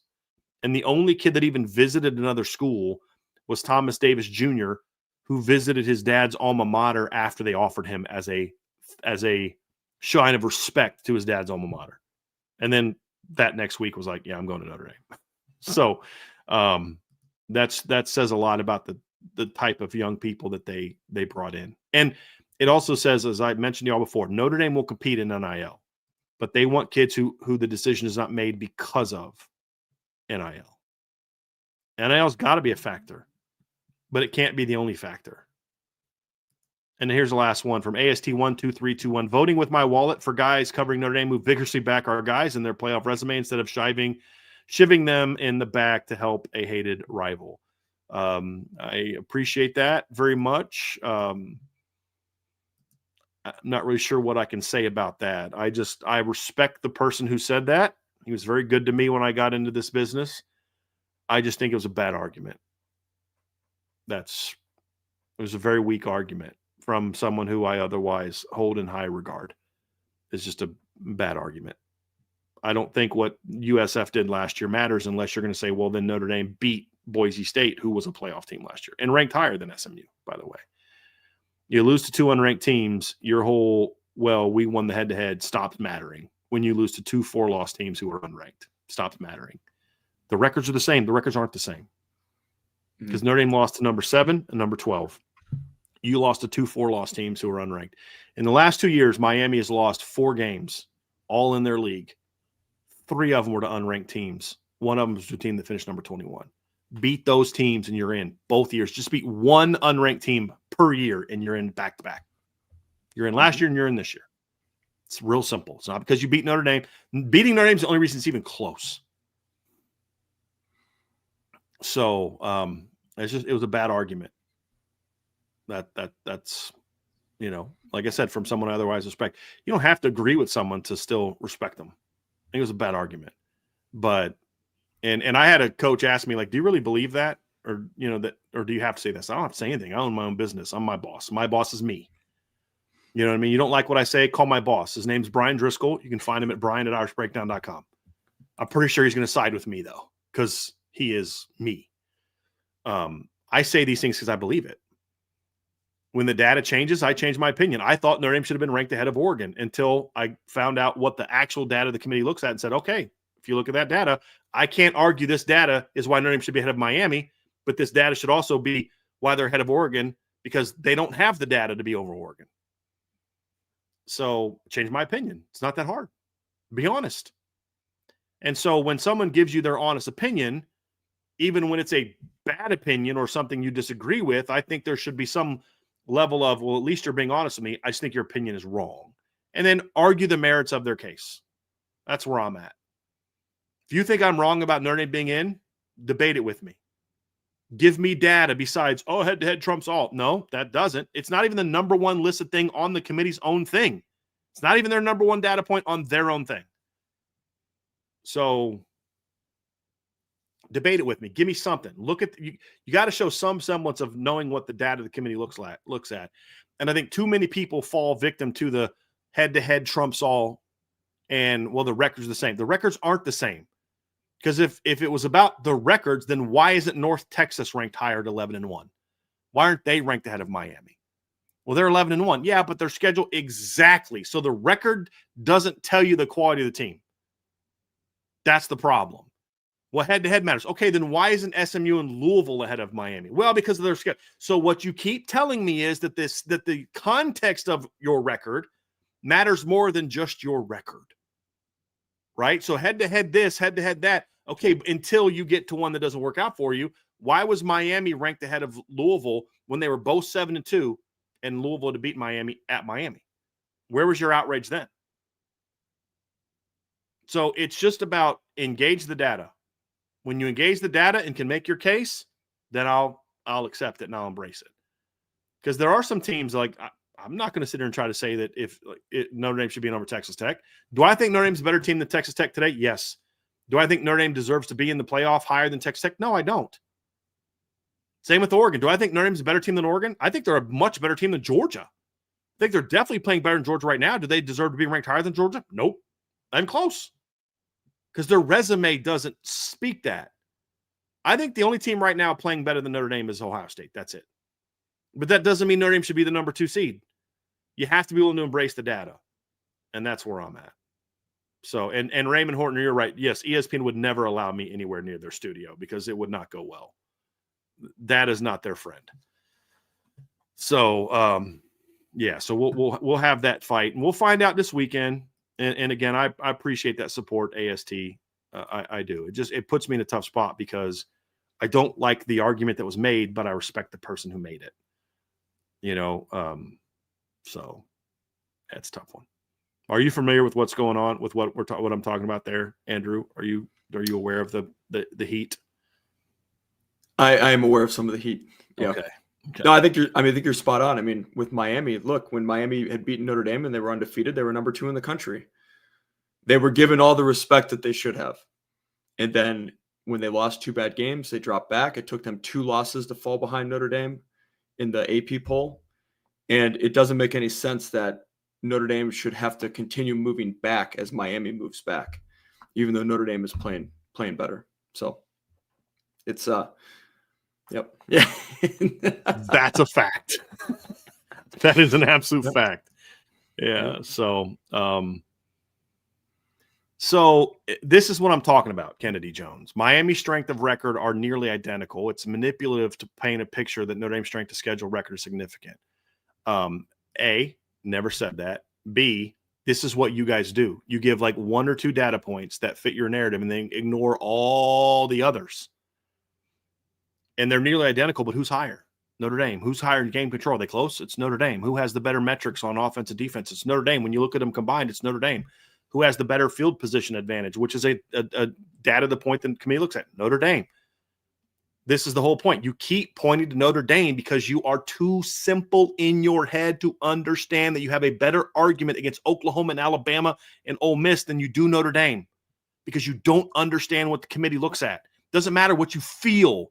Doesn't matter what Josh Pate says. He's wrong too. He has no idea what the committee looks at, or he ignores it to play to the rage from his audience, the SEC people in his audience, the Miami people in his audience, to protect the coaches who are good to him and let them in their rooms. I don't play that game. I'm going to tell you the truth. I'm going to tell you what the committee looks at. And what the committee looks at, Notre Dame's resume is better than Miami's, which is why they keep saying it's significantly better than Miami's. They're not nearly identical. If you know what they look at, they're not identical. If you're going to tell me they're identical, then what you've said to me is I don't actually know what they look at other than what I hear on ESPN or see on Twitter. That's the problem. And if that's all you got, I'm wasting my time talking to you. Go do the homework, and you're going to see that Notre Dame controls the vast majority of the metrics. Are they big? No, they're not giant, which is why Miami's 12. But they're better. And you know what would have made them not better for Notre Dame? If you'd have beat SMU or Louisville. It ain't that freaking hard. Just beat one of them. Just beat one mediocre team in your league that you lost to, and you're in. Because you know one thing we wouldn't talk about if they just would have beat Louisville or SMU? We wouldn't be talking about where Notre Dame stacks up against Miami. It wouldn't be a discussion. We'd be praying like crazy that both Bama and BYU lose this weekend. It wouldn't be that hard. And you know what also you'd be doing if you were a Miami fan and you just beat one of two unranked teams? You'd be playing for a championship tomorrow night. They're not in because of them, not because of a biased committee and all this other crybaby crap that you hear from Miami fans. Know the data the committee looks at. It's real simple. It's real simple.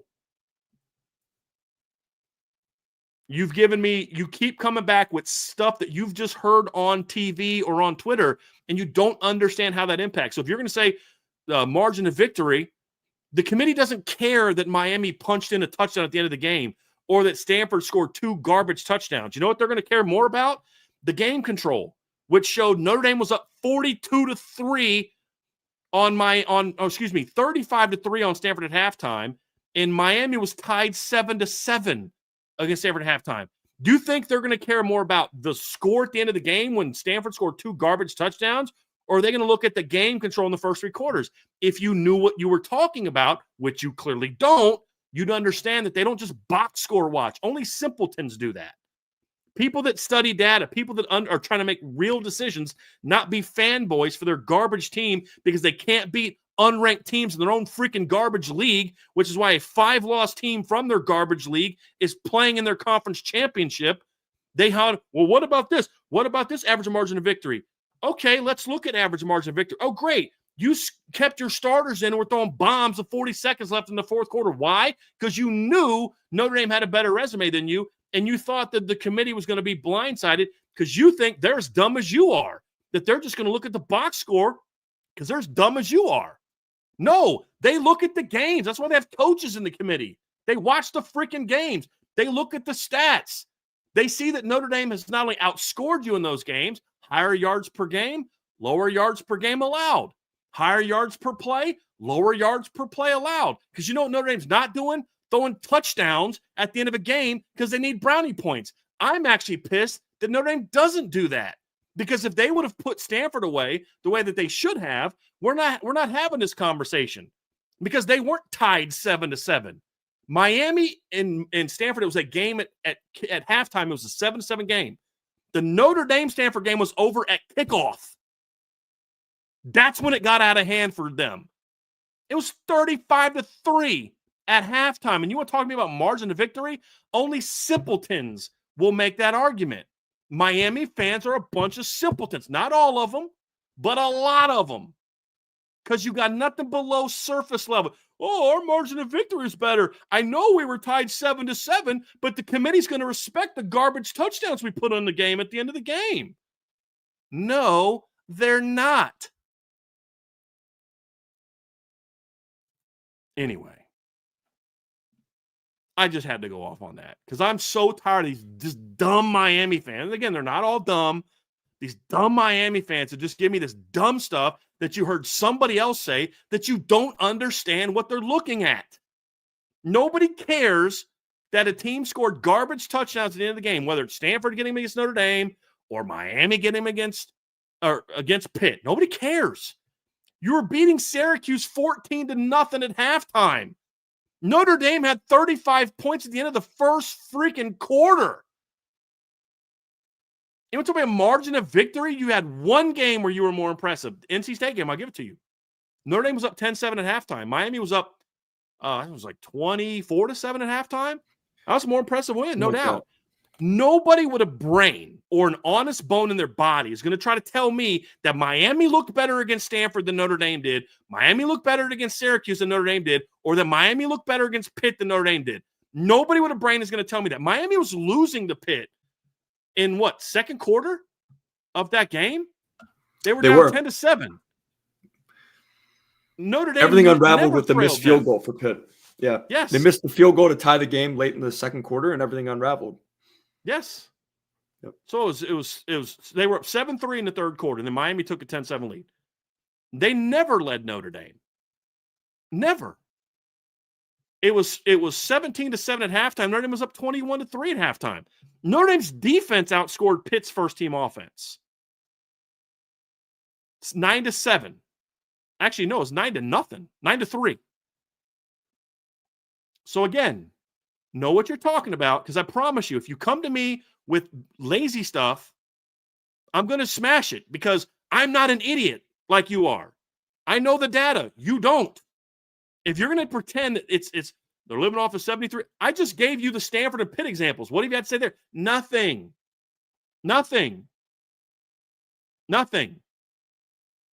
So at least know what you're talking about. Because if you come to me and you don't have facts, it's not going to go well for you. It's not. You're going to look real bad and real dumb.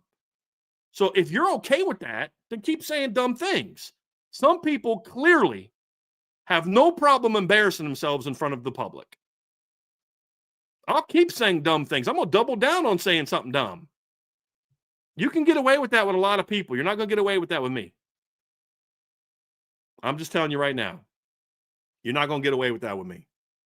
So, sorry. If you don't like it, go somewhere else. So, that's my rant. Got anything to add before we go? Amen to that. No, nothing to add. Okay. Well, I'm going to go try and save my voice and enjoy some football tonight. We have, 4 games tonight? Yeah. And 6 games tomorrow. 2 great days of football. And Sunday, whatever the committee is going to do, we're going to know on Sunday. Yeah. And then we can either be here on Sunday and we can be mad about it, or we can be happy about it, whatever the case may be, but at least we'll know. It's as simple as that. And if Notre Dame doesn't get in, guess what? It's because they didn't handle their business in the first 2 games. If Miami doesn't get in, because they didn't handle their business against Louisville and SMU. Both teams had a chance to handle their business, and they didn't handle their business, which is why we're sitting back hoping that the committee will do this, committee will do that. Handle your business, and you don't have to worry about it. Simple as that. Yep. So, anyway, for Andrew, great job today. Absolutely great Thanks, job Brian. today. Amazing. Oh, this is a blast. Appreciate you, man. Yeah, we'll have you on again. But for Andrew, I'm Brian. Have an awesome rest of your day, and we will talk to you guys again here very soon. We will go live on Sunday after the committee, or for the committee reaction. We'll go live and break all that down, good or bad. We'll be going live and either be talking about why Notre Dame was left out or who Notre Dame is going to play. And we'll have that conversation. So I'm looking forward to that. Just to know at this point in time. It's like, it's almost kind of like, I want him to be in, but I just want to know. That's where we're at. So we can stop having these same stupid conversations over and over and over again. So anyway, have a great rest of your weekend, everybody. We'll talk to you again soon on the Irish Breakdown Podcast.